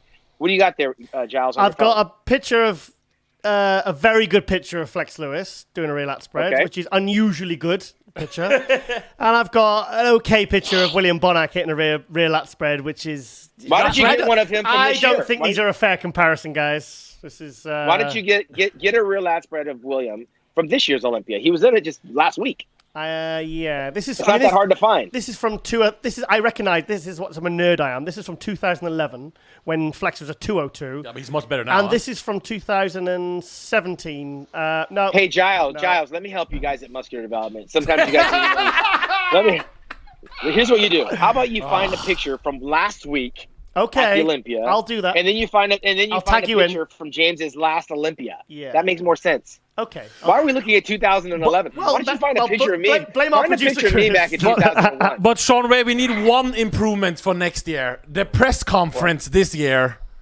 I wasn't feeling it. What do you think it was lacking? Personalities? Yeah. And that's so Okay. it's not your and Bob Chick's fault. You and Bob were struggling. It's not Olympia Brand's fault. As a viewer watching the Olympia, Sean, do you know what? We had Phil Heath, and he said what these guys need to do, they need to bring a story, which then makes your job easier.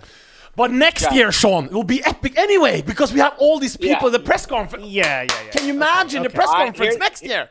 Listen, the Olympia was run for the very first time by Dan Sullivan. Yeah, great job. With the help of promoter Tamer El Gundy and crew. Yeah. It was their first time to run it. So they had to run it kind of business as usual, right? You can't make athletes have personalities. Either they do or they don't. You can't let every athlete go up there and tell their story. I saw Derek Lunsford try to get his story out, but we just don't have the time to hear everyone's story, as unique as they are, right? I mean, there's all peaks and valleys, and there's situations where we're going to cry and situations where it's going to be heartfelt. We can't get all of those storylines. However, we do, I think, have to take a page out of the UFC. Yes, we need hype. We need drama. We need beef. Yeah. Well, here's what's happening. You can't manufacture drama, and you can't create beef. I tried to stir William Bonac up. I didn't get the reaction I wanted. we saw that. That didn't fell flat. No, it didn't work. I know. You tried. Bumstead brought some energy. Well, yeah, and he bit. backed it up, didn't he? Luke was He good. walked the Luke was walk. good. Listen, I had Bumstead George walked the winning. walk. Here's what I think. I think we got to take a page out of what the UFC does. I don't mind having these guys parade out there and stand on a scale.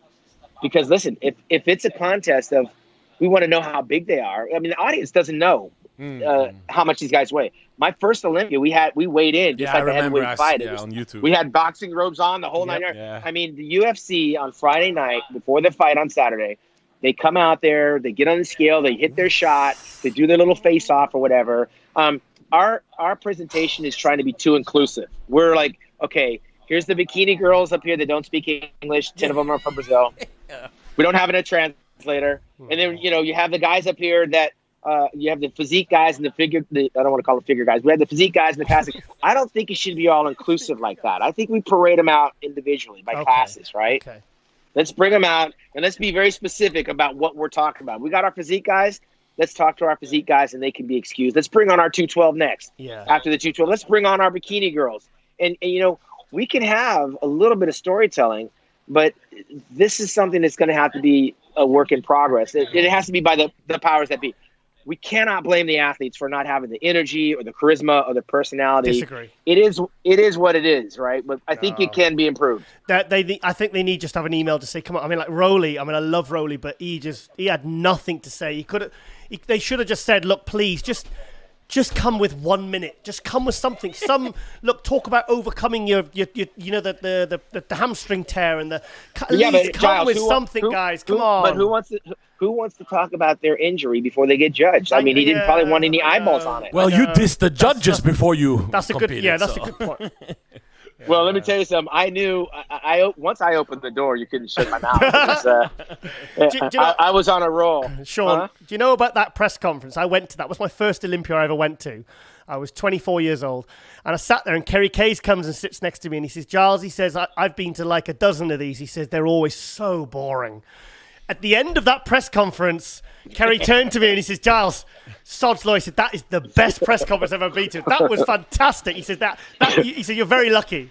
But next the guy from my guy Wayne Galash from GMD Videos he actually documented it and actually was selling that press conference. It's the only one they've ever sold. Oh wow! Now you can obviously find it on online. William Galash documented that point in history, and it was a turning point because I was making my exit, right? Brilliant. And I wasn't exiting to burn the house down.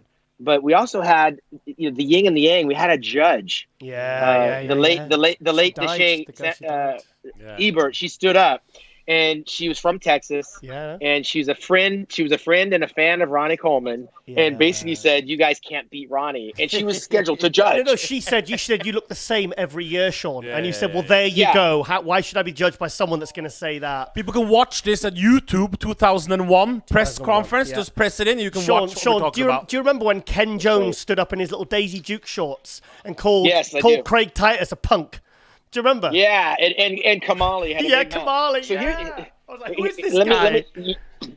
And what we're missing too is we're missing the engagement of the athletes that are in the audience that don't have an open mic. I mean, I don't mind an open mic. We should let our fans ask our athletes on the stage a question. Sometimes there was that interaction where you could come up and ask questions, and some of the questions were pretty stupid. Yeah. But Ronnie, how many pieces of gum a day do you chew? Stupid stuff like that. But I think this should be an opportunity, if it's not the fans, that it should be the media. You guys should be able to go up to a mic and say, "Hey, Rolly, I heard you were injured over in Kuwait. Do you want to address the injury?" I mean, the media. Go to the media, guys. Go to the media. The media should be, at least you guys should have an opportunity to question the athletes. I think it'll be an area that we can actually improve on. I don't think we can infuse personality and controversy into these athletes that just don't have it. Next year they'll be there anyway. Yes, of course. And Sean, we've taken up your full hour of your time now, mate. My food, I'm waiting. Yeah, we're going to let you go with your egg whites, mate. We really appreciate you coming on. I was so excited about you coming on because, he was my first favorite bodybuilder. First love. I was your first love. Did you have a poster at the wall? I won't even tell you what I had on my wall. I had about 50 pictures of Shawn Ray. You're coming out now, bro. No. And, let me. Hey, Giles, let me just so people get the full scope of how that dynamic works. When I started, AJ, I had pictures of every bodybuilder that I wanted to be. It was my motivation. My walls in my room. I initially started out. I had pictures of Kiss and Jimi Hendrix. Right back in the 70s. I was like a 70s classic rock guy. I had Foreigner, Jimi Hendrix, Kiss, Pat Benatar. That was on my wall until I joined a gym, and they slowly came down. And I had Bob Paris, and I had Robbie Robinson and Frank Zane. They were all on my walls. Little did I know that I would get to a place where I would know these. They'd be friends. They would be my colleagues and friends. I'm sure in Giles' economy coming up and putting that motivation on his wall, he never thought we'd be talking today. We've worked together, Sean. It was amazing. Well, that's what I'm saying. It's our industry. Our industry creates a dynamic that, unlike any other industry, you can actually meet your heroes and sometimes be disappointed by them. You can meet iconic people because they stick around the sport. And I've been around for 30-something years. I never knew that I was going to run into Larry Scott and meet Sergio Oliva and work for and with Joe Weider and work for the Arnold Classic Company. I've been emceeing their shows for 7 years now. And I mean, this sport has a way of bringing people together like we are right now. You're in the UK and I'm here. Through technology and also through just the one commonality of the Olympia and the Arnold Classic weekend, that we are all, if you're passionate like I am, and I'm retired 18 years, that there are people right now that are joining gyms today that I'll probably run into 4 or 5 years from now at one of the shows, and they'll have the similar type of conversation like Giles. Before Giles, I had Dorian Yates pictures and all these other guys.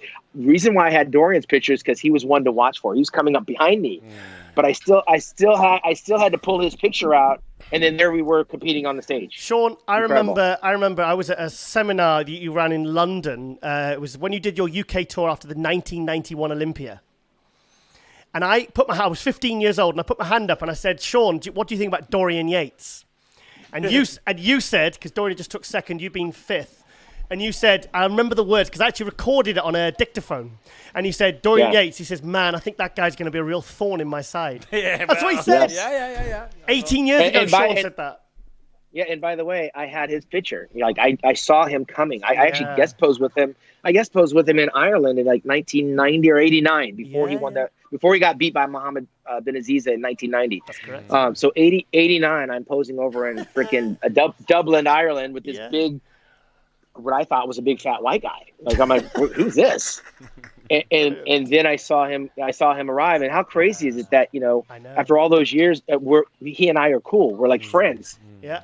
We message each other and we respect each other. We have it's an interesting industry that we're in. I remember you and I were working at Body Power covering for MD back in, and we sat down and I said, "Do you spell Dorian?" He goes, "Yeah, well, me and Dorian are cool now." He said, "We used to be, we're kind of like frenemies." And he says, "Now we're kind of we're out of competition now." He says, "Me and Dorian are cool." He says, "We really didn't like each other, but we didn't know each other, and we were sort of rivals." He says, "But now that's taken away, we get on great now."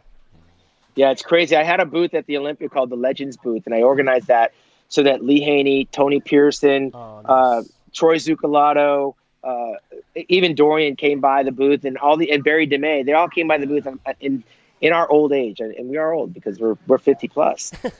It is crazy because we see our pasts because this was a rival we had, and we also kind of look at each other in the aging process, and we see our mortality. Yeah. We're all kind of growing old together, and we're getting older at different paces in the bodybuilding industry. Yeah. While it might preserve some of our bodies, because Lee Haney doesn't look a day over 50. I mean, he looks phenomenal.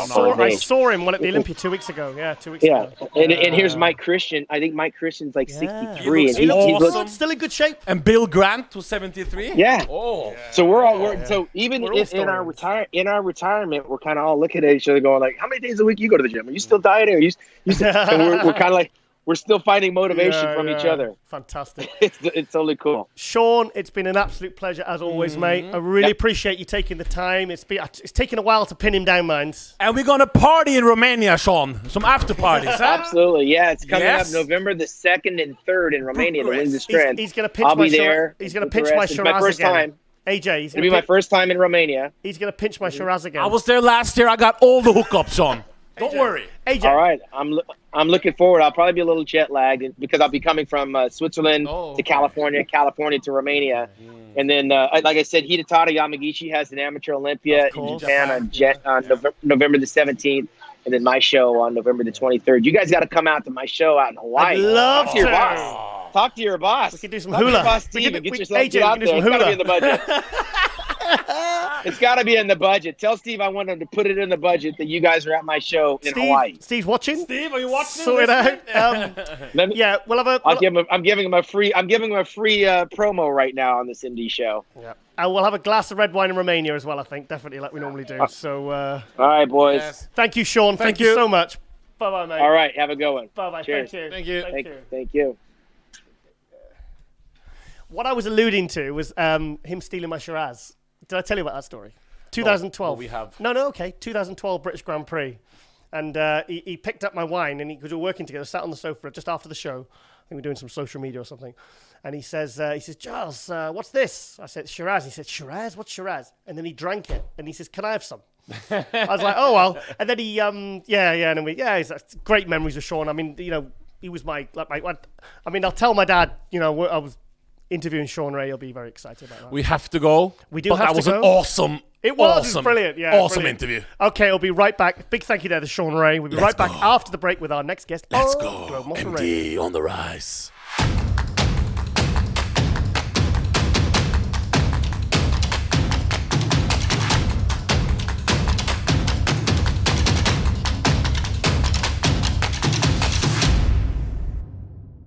And welcome back to MD Global Muscle Radio here at the Pump Me Studios, joined by my co-host, AJ, all the way from Norway. And we're joined by... the most robbed man at the Mr. 2019 Olympia, George the Bull Peterson. That's the guy. Yeah. Look at that. He got that for being cool.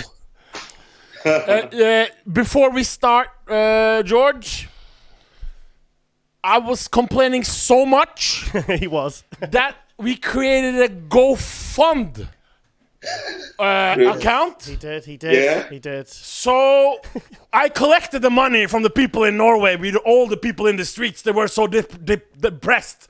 So this gift, we're going to get your address later. We're going to send it to you in your mail. So we got you a nice custom-made... It's lovely. 2-pack platinum shade. Don't judge me. With 2-pack. Yeah.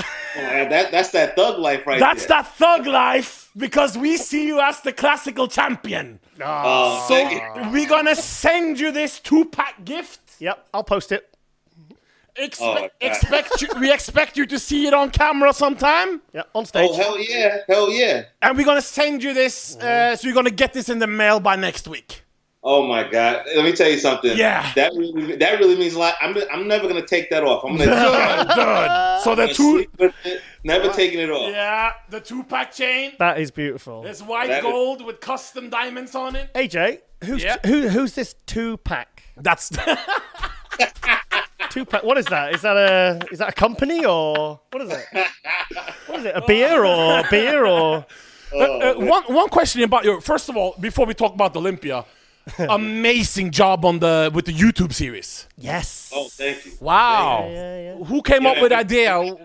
Is that? And we're not done yet either. We have more episodes coming out soon. I'm actually going to be linking up with the video guy. His name is Ricky Latz. His Instagram is New England Muscle Media. Muscle Media. You met him, Giles, right? Yeah, you met lovely him. guy, cool guy.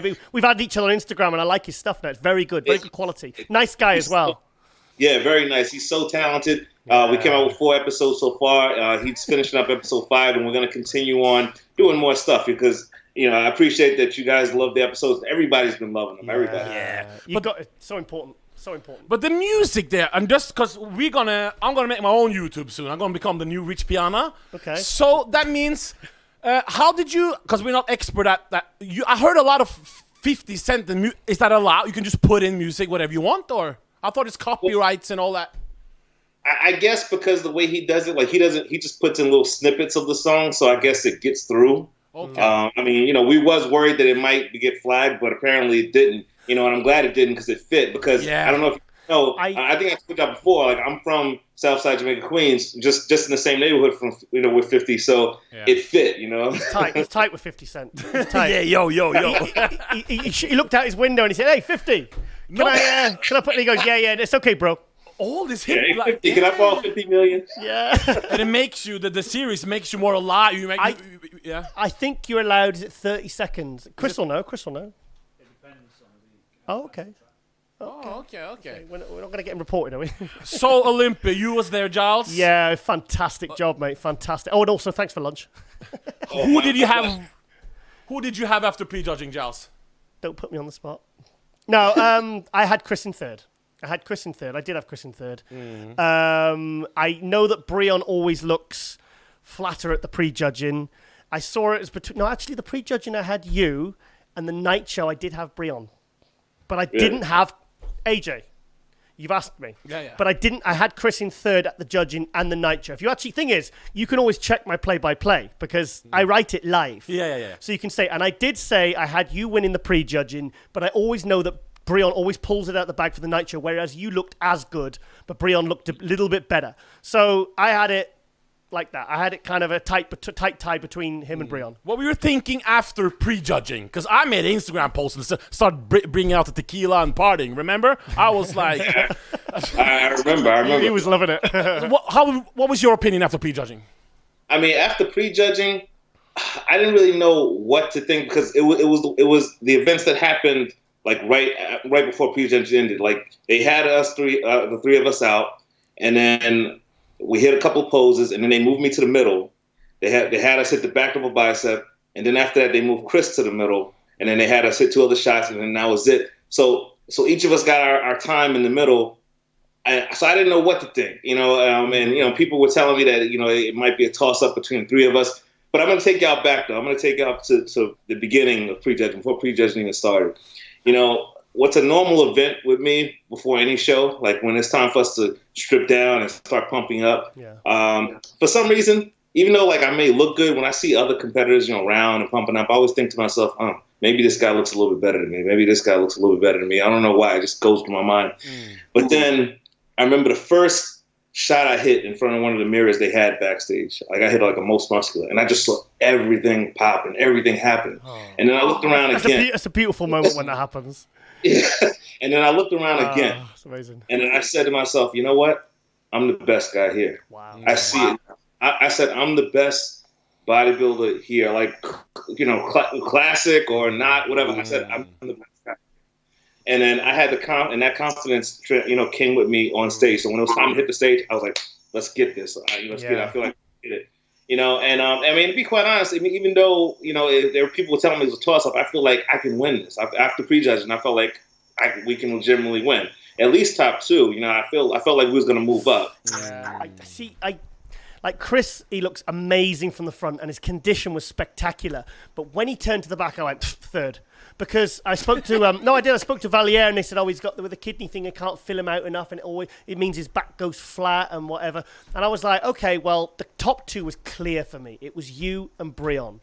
I didn't see it.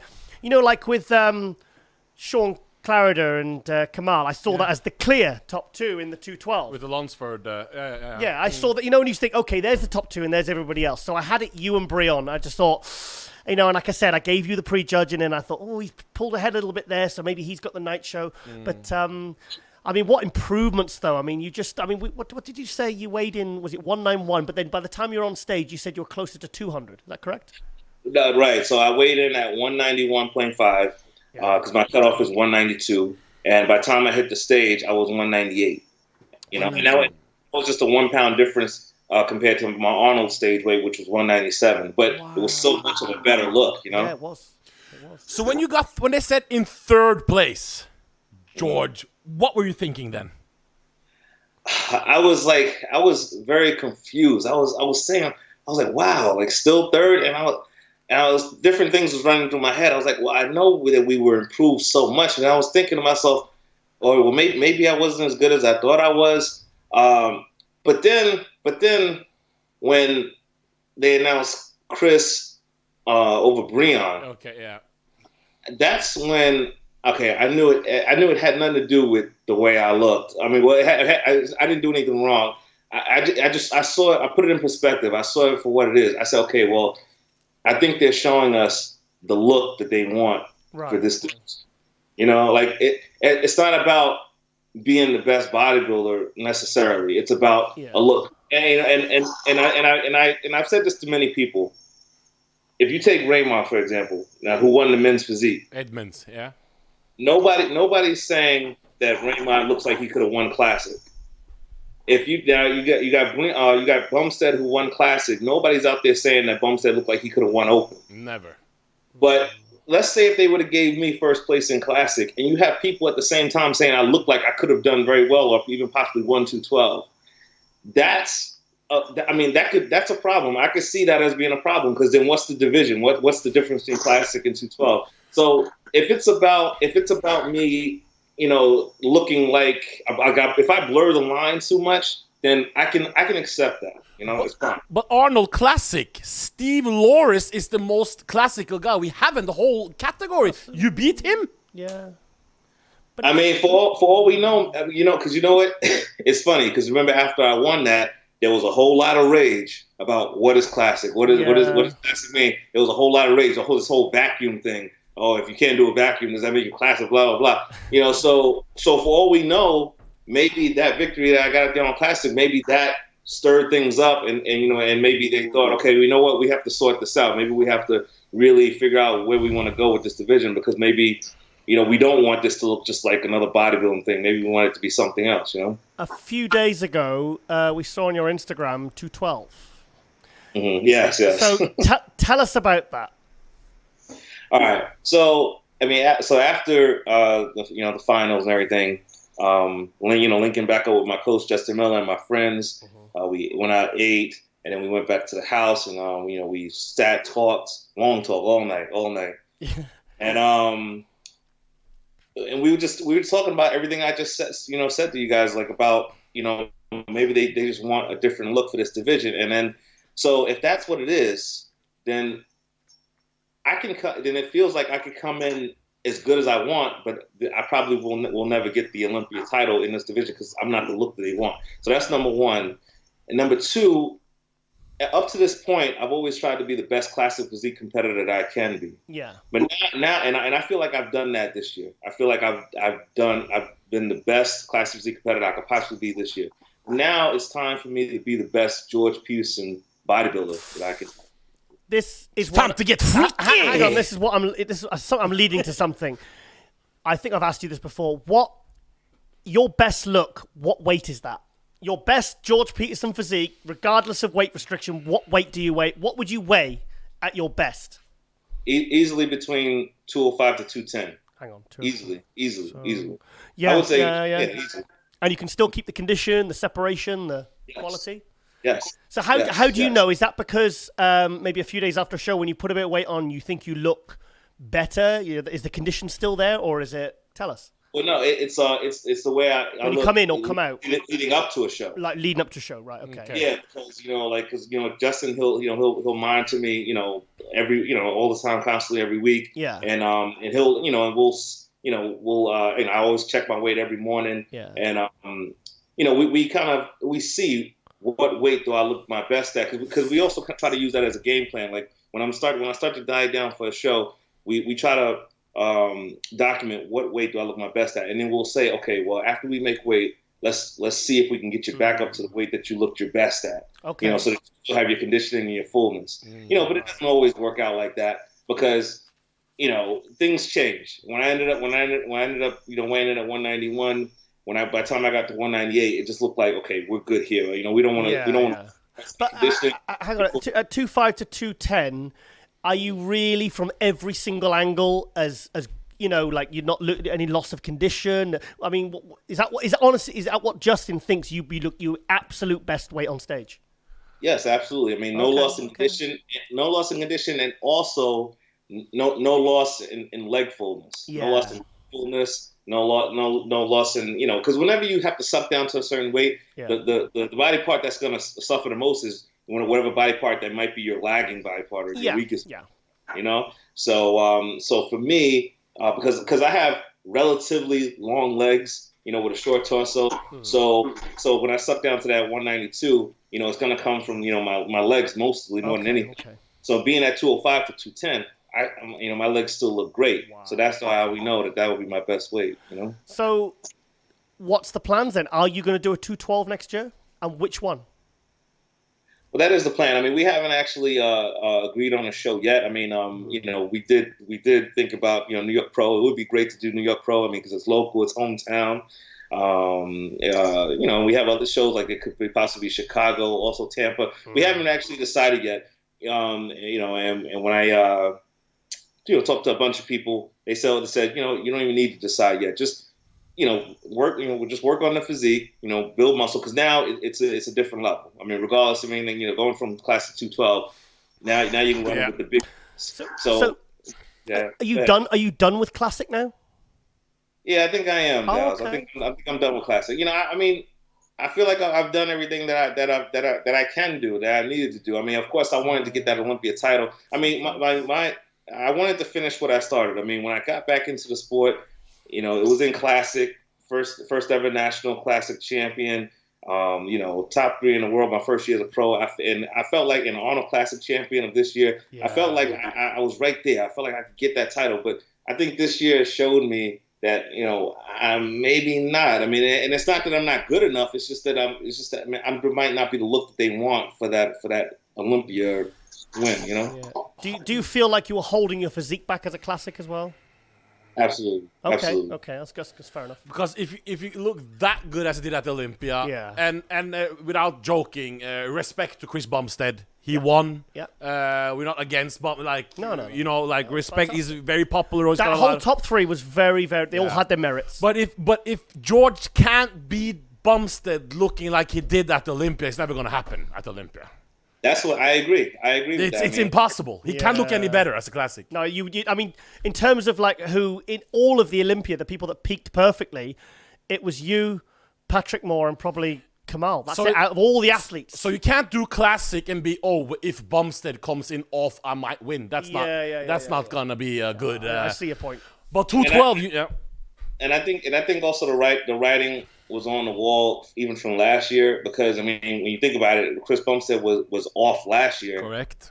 And he still placed ahead of me, even though a lot of people felt like they had me ahead of him, but he still placed ahead of me. And on top of that, he only lost to Breon by 1 point, even though he was off. So the writing, I think the writing was on the wall that this is the look that that's really wanted for this division. You know? So you feel like you kind of brought the best look you possibly could. You've won the all. You had 3/3 at the Olympia. And you feel like I've done everything I can do possibly in my power. I peaked perfectly for this last one, and it's still so you're gonna like level up and go to the 212. Exactly. Nice. That's exciting because now you can really go for it. And it's going. You're not gonna have to hold your physique back. And it's going in with full momentum. Redcon sponsored, Yeah, YouTube video, people saying you were the champ. It's like getting 2-pack chains. 2-pack chains. MD. Well, this is Brandon Curry, but you were on the cover a couple of months ago. Yeah. And I gotta tell you, like, you know, when it also like the stress factor. Now, like, I feel like the stress factor is completely taken out of the equation because the last couple of years in competing in Classic, it's been feeling like majority of the contest is actually making the weight. You know, like I have this. Yeah. Flex Lewis had the same problem because last 5 or 6 years, he said it used to give him like real stress thinking, am I going to make the weight, you know? Right, exactly. And it'd be like, you think to yourself, what if I don't make the weight? That would be so embarrassing, you know, like, so, you know, but I always have, you know, I have Justin in my corner. I have faith in him. So I always knew I'm going to end up making the weight. But that just takes that factor out of my mind. And I think that'll help me as a competitor for real. Okay. I'm going to put something to you now. Oh.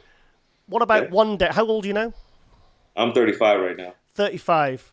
So if your best physique is 205 to 2010, pretty much, you know, you could have brought that this year. What about maybe moving up to the Open eventually? I mean, 215, 220, George? 230 then Open. 225, 230 then. Why not? First, let's focus on 212 because there's a lot of. I want to see how far he's looking into the future and how far he thinks his physique can go. I mean, I never put a limit on myself at all. So I could see that eventually happening. Eventually, as long as I stay healthy and am able to, you know, continue progressing, I could definitely see myself eventually, you know, one day possibly going from 212 to the Open, you know. But like AJ said, you know, let's you know, we'll focus on the 212 first. I'm getting excited. Because come on, there is some big guys in the 212 in the offseason. There are some size you got to put on there now, you know, George. Yeah, I know, and also like I was thinking about like what the dynamic is going to be because I mean a lot of them are like 5'5", 5'4". I'm like almost 5'8". So I'll probably be one of the taller guys up there. I mean, I'm just wondering what the dynamic is going to be when I'm standing, You'll look thick, with them. though. You'll look thick. George the Bull versus Derek Lunsford. Who's going to win? Giles, who's going to win? Give George a good 7 more pounds now. Stage weight. I'd have to see how it looks on him. And at least he's going to be wearing not those daft trunks anyway, those daft short things. No. Proper trunks now. Yeah. Proper trunks, show off the condition properly. I always felt like they spoilt the look of the physique, those little mini. I don't like them. No. And also, I was very impressed with your very good classic pose as well. I think, like I said to you when we had lunch, I said it's not just about bringing condition and lines and vacuums and stuff. It's about whether you can present your physiques in a classic way. So even if you don't tick all the boxes of what everyone thinks is a classic, you know, you bring in classic presentation. And I think that should be a factor in the judging. The wrestling theme music he used, wasn't it? Yes. Yeah. He came out. AJ was watching at home in Oslo. Loving it. I was like, oh! And I was certainly going to win. I posted about here comes the Vict. Well, there's no point of crying about your ex-girlfriend. The classic is over now. Time to get something new. Yeah, you know something, and you know, I'm not bitter about anything. I'm not. I mean, I was never sad about anything. Even like after they, you know, called me third place. I mean, I wasn't sad because I knew I brought my best. I know it showed. Everybody, you know, had nothing but great things to say to me. You know, like on Instagram and online. You know, and that means a lot. You know, so I mean, and when it comes to the classic physique, I would say that I have a pretty good resume. I mean, three Olympia bronze medals, an Arnold title, a national champion. I mean, you know, I think I've done enough. So now it's time to move on and get better. Plus, I think your back needs a bit of work as well. It's like I'll tell you what. I'll write down some routines and I'll text them over later. That's on me. That's on me. Exactly. I gotta, you know, exactly. You know? AJ, have you got any final questions for George in this little mini update? No. He hasn't shut up about your art. I want to impart something to you know, competitors out there, especially the young guys, you know, who may take a loss hard or something like that. I want to just let them know that even if you're not given the first place trophy, even if you're not given the win, if you're happy with the package you brought, then you should consider yourself a winner. You are a winner. You nailed it. If you did your job, you're a winner. Yeah, it's a subjective sport. Yeah. So don't take it personally. And just know that you're a winner if you did your job and you brought the look that you wanted to bring. And I brought the look that I wanted to bring for that Olympia. We couldn't have did no better. So I see myself still as a winner, even though I wasn't actually given the first place. I still see myself as a winner, and I just want to part with everybody. 100%. I remember I did my second contest and I was backstage and I remember looking in the mirror and saying, do you know what? I could quite happily put my clothes on and go and sit in the audience now because I was actually happy I'd done my job. I knew I'd done everything else was the icing on the cake. But I totally get what you're saying, Joe. I totally get what you're saying. Well, we just wanted to get you on for this mini update because, like I said, I was really, it was a real... And it's important with this sport now peaked. that we know the guys very well. There's a lot of imposters in bodybuilding now when it comes to being a good guy. You are the real deal. 100%. Thank you. Yeah, and that is very important. We see your work you do with the kids, with his went to schools, just like Brandon Curry is doing, by the way. It's good. We need more guys like you, and it's an honor covering you, George. Yeah. Let me tell you something. It's an honor to know you guys. AJ, I hope to meet you one day in person, bro. You're a great guy. And Giles, I know we're gonna see each other again real soon. And look out. Whenever I know for sure, I'll be making my announcement for when I'm gonna make my 212 debut, and maybe we could do another show before then. Absolutely. And send me your address. We want to see you half naked with this on. Okay, George. Thank you so much. I'll be butt naked with the chain and with the WWF belt on. Yeah. Okay, now it's getting weird. Somebody call. I want to see George. Thank you so much, mate, and congratulations on an amazing year, mate. Won the Arnold Classic, third at the Olympia. What an amazing achievement, and you've nailed it. You've brought it. You've delivered. So you've done your job, mate, and you can't do more than that. So fantastic. And a front cover on MD. That's Curry, but yeah. No, we had a front cover on MD. All right, then, George. Oh, we'll speak to you soon, mate. Bye-bye. Thank you. Bye-bye. Cheers, mate. Bye-bye. Bye-bye. Oh, you getting shades on again, though? Brandon Curry. George the Bull. Yeah, because remember, you didn't know what the first time we had him on. I remember how pleasantly surprised you were because you were like, I didn't know much about him, so I didn't know what to expect, but I really like this guy. You've really been on it, and I like to see the way you've supported him. I saw what you were doing on the forums and on the Instagram. I saw your funny videos on Instagram. It didn't help. Check out his Instagram. It didn't help. What's your Instagram name, by the way? Giles_Tiger. It comes up on AJ Kelly Robert and Pump Media. We need some more followers. We're not.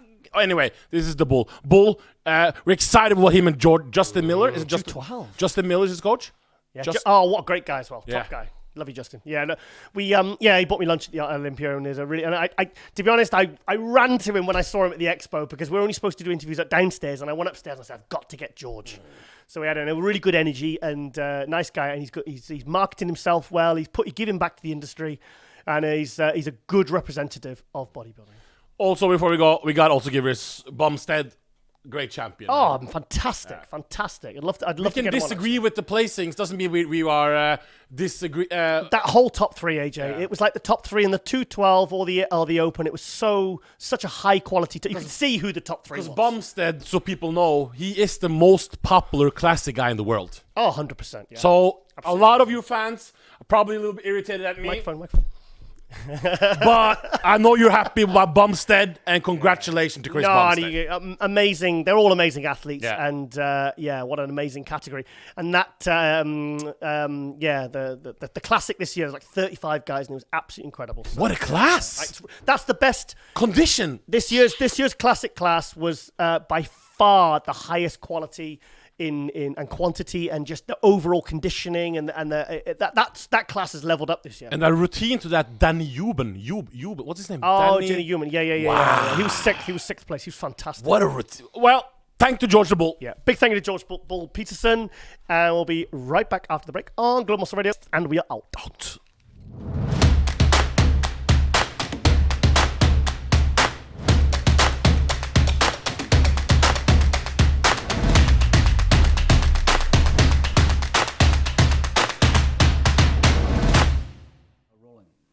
Okay, guys, it's now Global Muscle Radio shout-out time.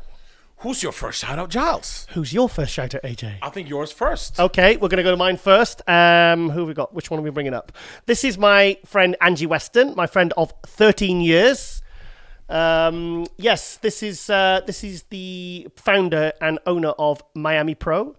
Funnily enough, I'm now their host and MC. I'm very happy about that, very excited.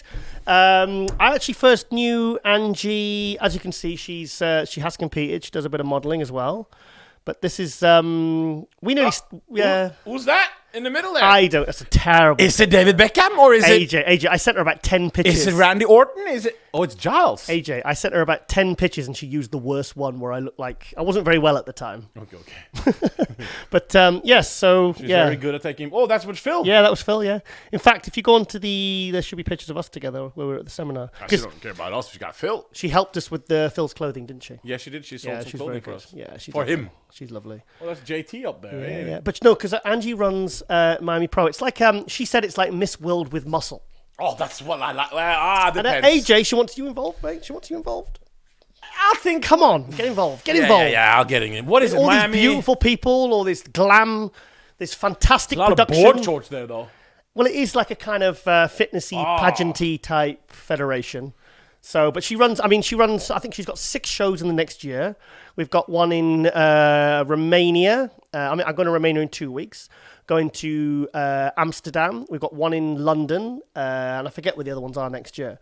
But yeah, and she goes to a lot of the Pro League shows. She's a big supporter of bodybuilding in the industry. She loves being in the industry. She's a real sweetheart, Angie. Yeah, really good. It's funny because when I was living in London, we were very good friends, and then I moved away and we kind of lost contact. I bumped into her at Body Power a couple of times. She created this? Yeah. She created herself? Yeah, this is hers. I mean, Wow. she's had this going about 10, I think it's about 10, 12 years, maybe a bit longer. But this is something she started by herself. She's got her own federation, and it's growing, AJ. It's doing really well. Is that Jay Mannion down there? Jay Mannion, yeah. That was when she was in, I think she was she went to the Italy show the other weekend. So she was very disappointed we didn't go. Well, we should have went, but somebody didn't send us. Hint, hint. Yeah, well, no problem. So yeah, that's so this is my friend Angie, as you can see. She's Looks great. beautiful lady, yeah. Beautiful lady, beautiful soul. And she's very funny as well. She's a very funny person. So that's the one that your friend thought, because we thought they saw a picture and she goes, "Oh, I didn't realize Giles had a new girlfriend." I said, "No, we're just friends. We're professional." So yeah, she loves you too, AJ. Miami Pro. Check it out. Miami people. Pro, yeah, it's growing. And honestly, I mean, like we talk a lot about, because obviously we've got various. Your friend also competes there in what's her name again? I don't know. We've got various projects going on, and so but sometimes I don't think people see the kind of inner workings and the kind of challenge and the problems you have to sort of solve. And so me and her kind of connect a little bit on that. So we have little rants when we're struggling a bit sometimes. But yeah, she's a good friend and she's cool. The industry's better for her because of her. So anyway, AJ, your shout out. My first shout out is my friend Lars Borgersen from Canada. Oh, from Canada. He is building size now. Wow. Take a look at one of his pictures. To the right, maybe. He's got some shoulders, man. So he's 6'4". I was about to say he looks tall. And about 280. It looks like, is he Goon's lost long son? So, so he's a little bit eccentric with the tattoos, of course, as you can tell. Yep. But he's hungry. Yeah. And that's the most important, you know. He's young. He's can check his profile. Hang on a minute. Sorry, I missed what you said there. What is he competing? He's doing bodybuilding now. Oh, he's doing bodybuilding? Yeah. But he's growing into the sport. Right. So how old is he? Friend of, Gorilla Wear Canada. I know it's Gorilla Wear. Yeah. Does it say he's young, but doesn't say on his 20s, young 20s. Oh, okay. So it's Gorilla Wear Canada. Who alluded me to him, and we become a little bit friendly, and we want to see his progress. So people, if you want to see a dedicated young man who wants to put on some size, check out Lars Borgersen. Yeah, be a good personal security guard. From Canada. And I think he just found out he was part Norwegian, but that's just something he puts in to get more girls, I think. So who's your next? I think that's something you do as well, AJ. Actually, it doesn't really. I'm into muscle girls. They don't care where you're from. Over 80 kilos. Who's your next shout out? My next shout out. Oh, it's Scott McNally. Someone who does a lot a very, very, very good work for the industry. This is a guy who's in, like ourselves, who's in the bodybuilding media. He does several different podcasts, and he Which does one is it? this To the guy, right, Scott or- McNally. Yeah, this guy here with Josh Wade. See next to Josh Wade with the glasses on. Press on it, Chris. There he is. You can see him. He pops up in the photos. To the right there. Yeah. Yeah, this guy does a fantastic job, and I really appreciate with him and VJ the way that they review our show every week on what I think was the bodybuilding Is this nerd. the nerd thing? Yeah, but no, they're actually called. It's not AJ. So they're nerds. They're bodybuilding nerds radio they run, and they have several shows. So like we've got the Ronnie show, and we do other things. Okay. But he trains hard, and he was at the Olympia doing a lot of film. We did like a couple of little silly little interview things, and just talking and stuff. But that's VJ. He's To the right. You always see him on Instagram playing his electric guitar. So, but they're really good guys. And you know what? It's like I always ask his girlfriend there. This is his girlfriend. Yeah, she competes, I believe, in figure. They're not dating each other. The guy. She's no AJ. That's just, no. They're just no. I don't know who this guy is, but he's somebody like ourselves, AJ, that loves the sport, loves being involved. Good. And do you know what it is? Like I said, AJ, it's always about making a contribution, and these guys make a good contribution, and they're doing a fantastic work. And it's like people say, "Oh, do you speak to so and so because they're a rival?" It's like, nah, the people that are doing it the way they're doing it, by Giles Tiger. The people like this who are doing it the way they do it, I'm all for, and I'm fully behind them because they support us, and it's very important, these kind of media outlets that don't do the clickbait rubbish bullshit. They're not clickbait guys. No, they're good guys. They're just super fans like us, AJ, who've gone off and made something happen. So I've got a couple more pictures maybe, or Vice's Radio. Yeah, Scott McNally. See, he's a host. He's got like 5 or 6 shows. This guy, he's flat out. So he loves it. He absolutely loves it. Cool. So he's one of the guys that really we've kind of come up behind, really, because these are the pioneers. Look, he's got all set up. I think George White has talked to me about those guys, isn't it? George White listens to this. He's like he's a bodybuilding podcast enthusiast. But we're not a podcast. This is a show. Yeah. Podcasts are for nerds. Well, this is a show for the stars. Yes, okay. But these guys do fantastic, sterling work. Keep up the great work, guys, and look forward to seeing you at the shows. So, good energy. Don't press yet. Mirror, mirror on the wall. Who is the hottest bikini girl in Norway off the mall? That's my next one. So this is Heidrun.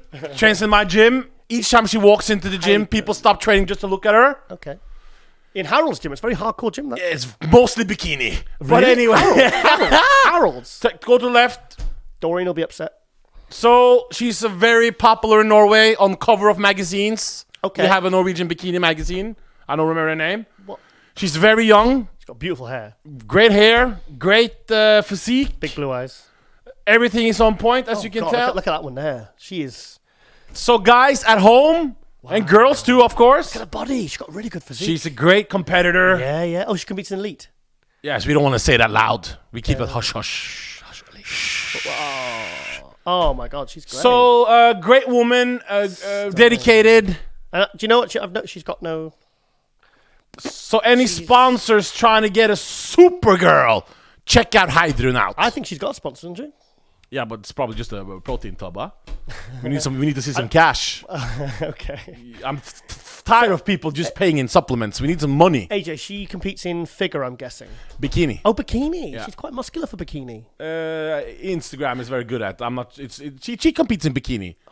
Yeah. So she's a great look, marketable look, of course. Stunning. So this, guys, is a very good model, beautiful athlete. So go up so people can see your Instagram, so people can follow her. Yeah. Oh, wow. Yeah, very, very good. Grabbing the other goal. Giles is getting excited over there. Go up, Chris, so we can see her handle. Yes. So follow her at... Can you say the name? Is she sponsored by Biotech? Is it? I think she's sponsored by Biotech. I don't know. What's her name? Say it.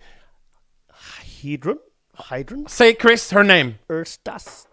Okay, say it, Giles. Say it one more time. Chris, before you say it. Say it. Hydron. Erstas.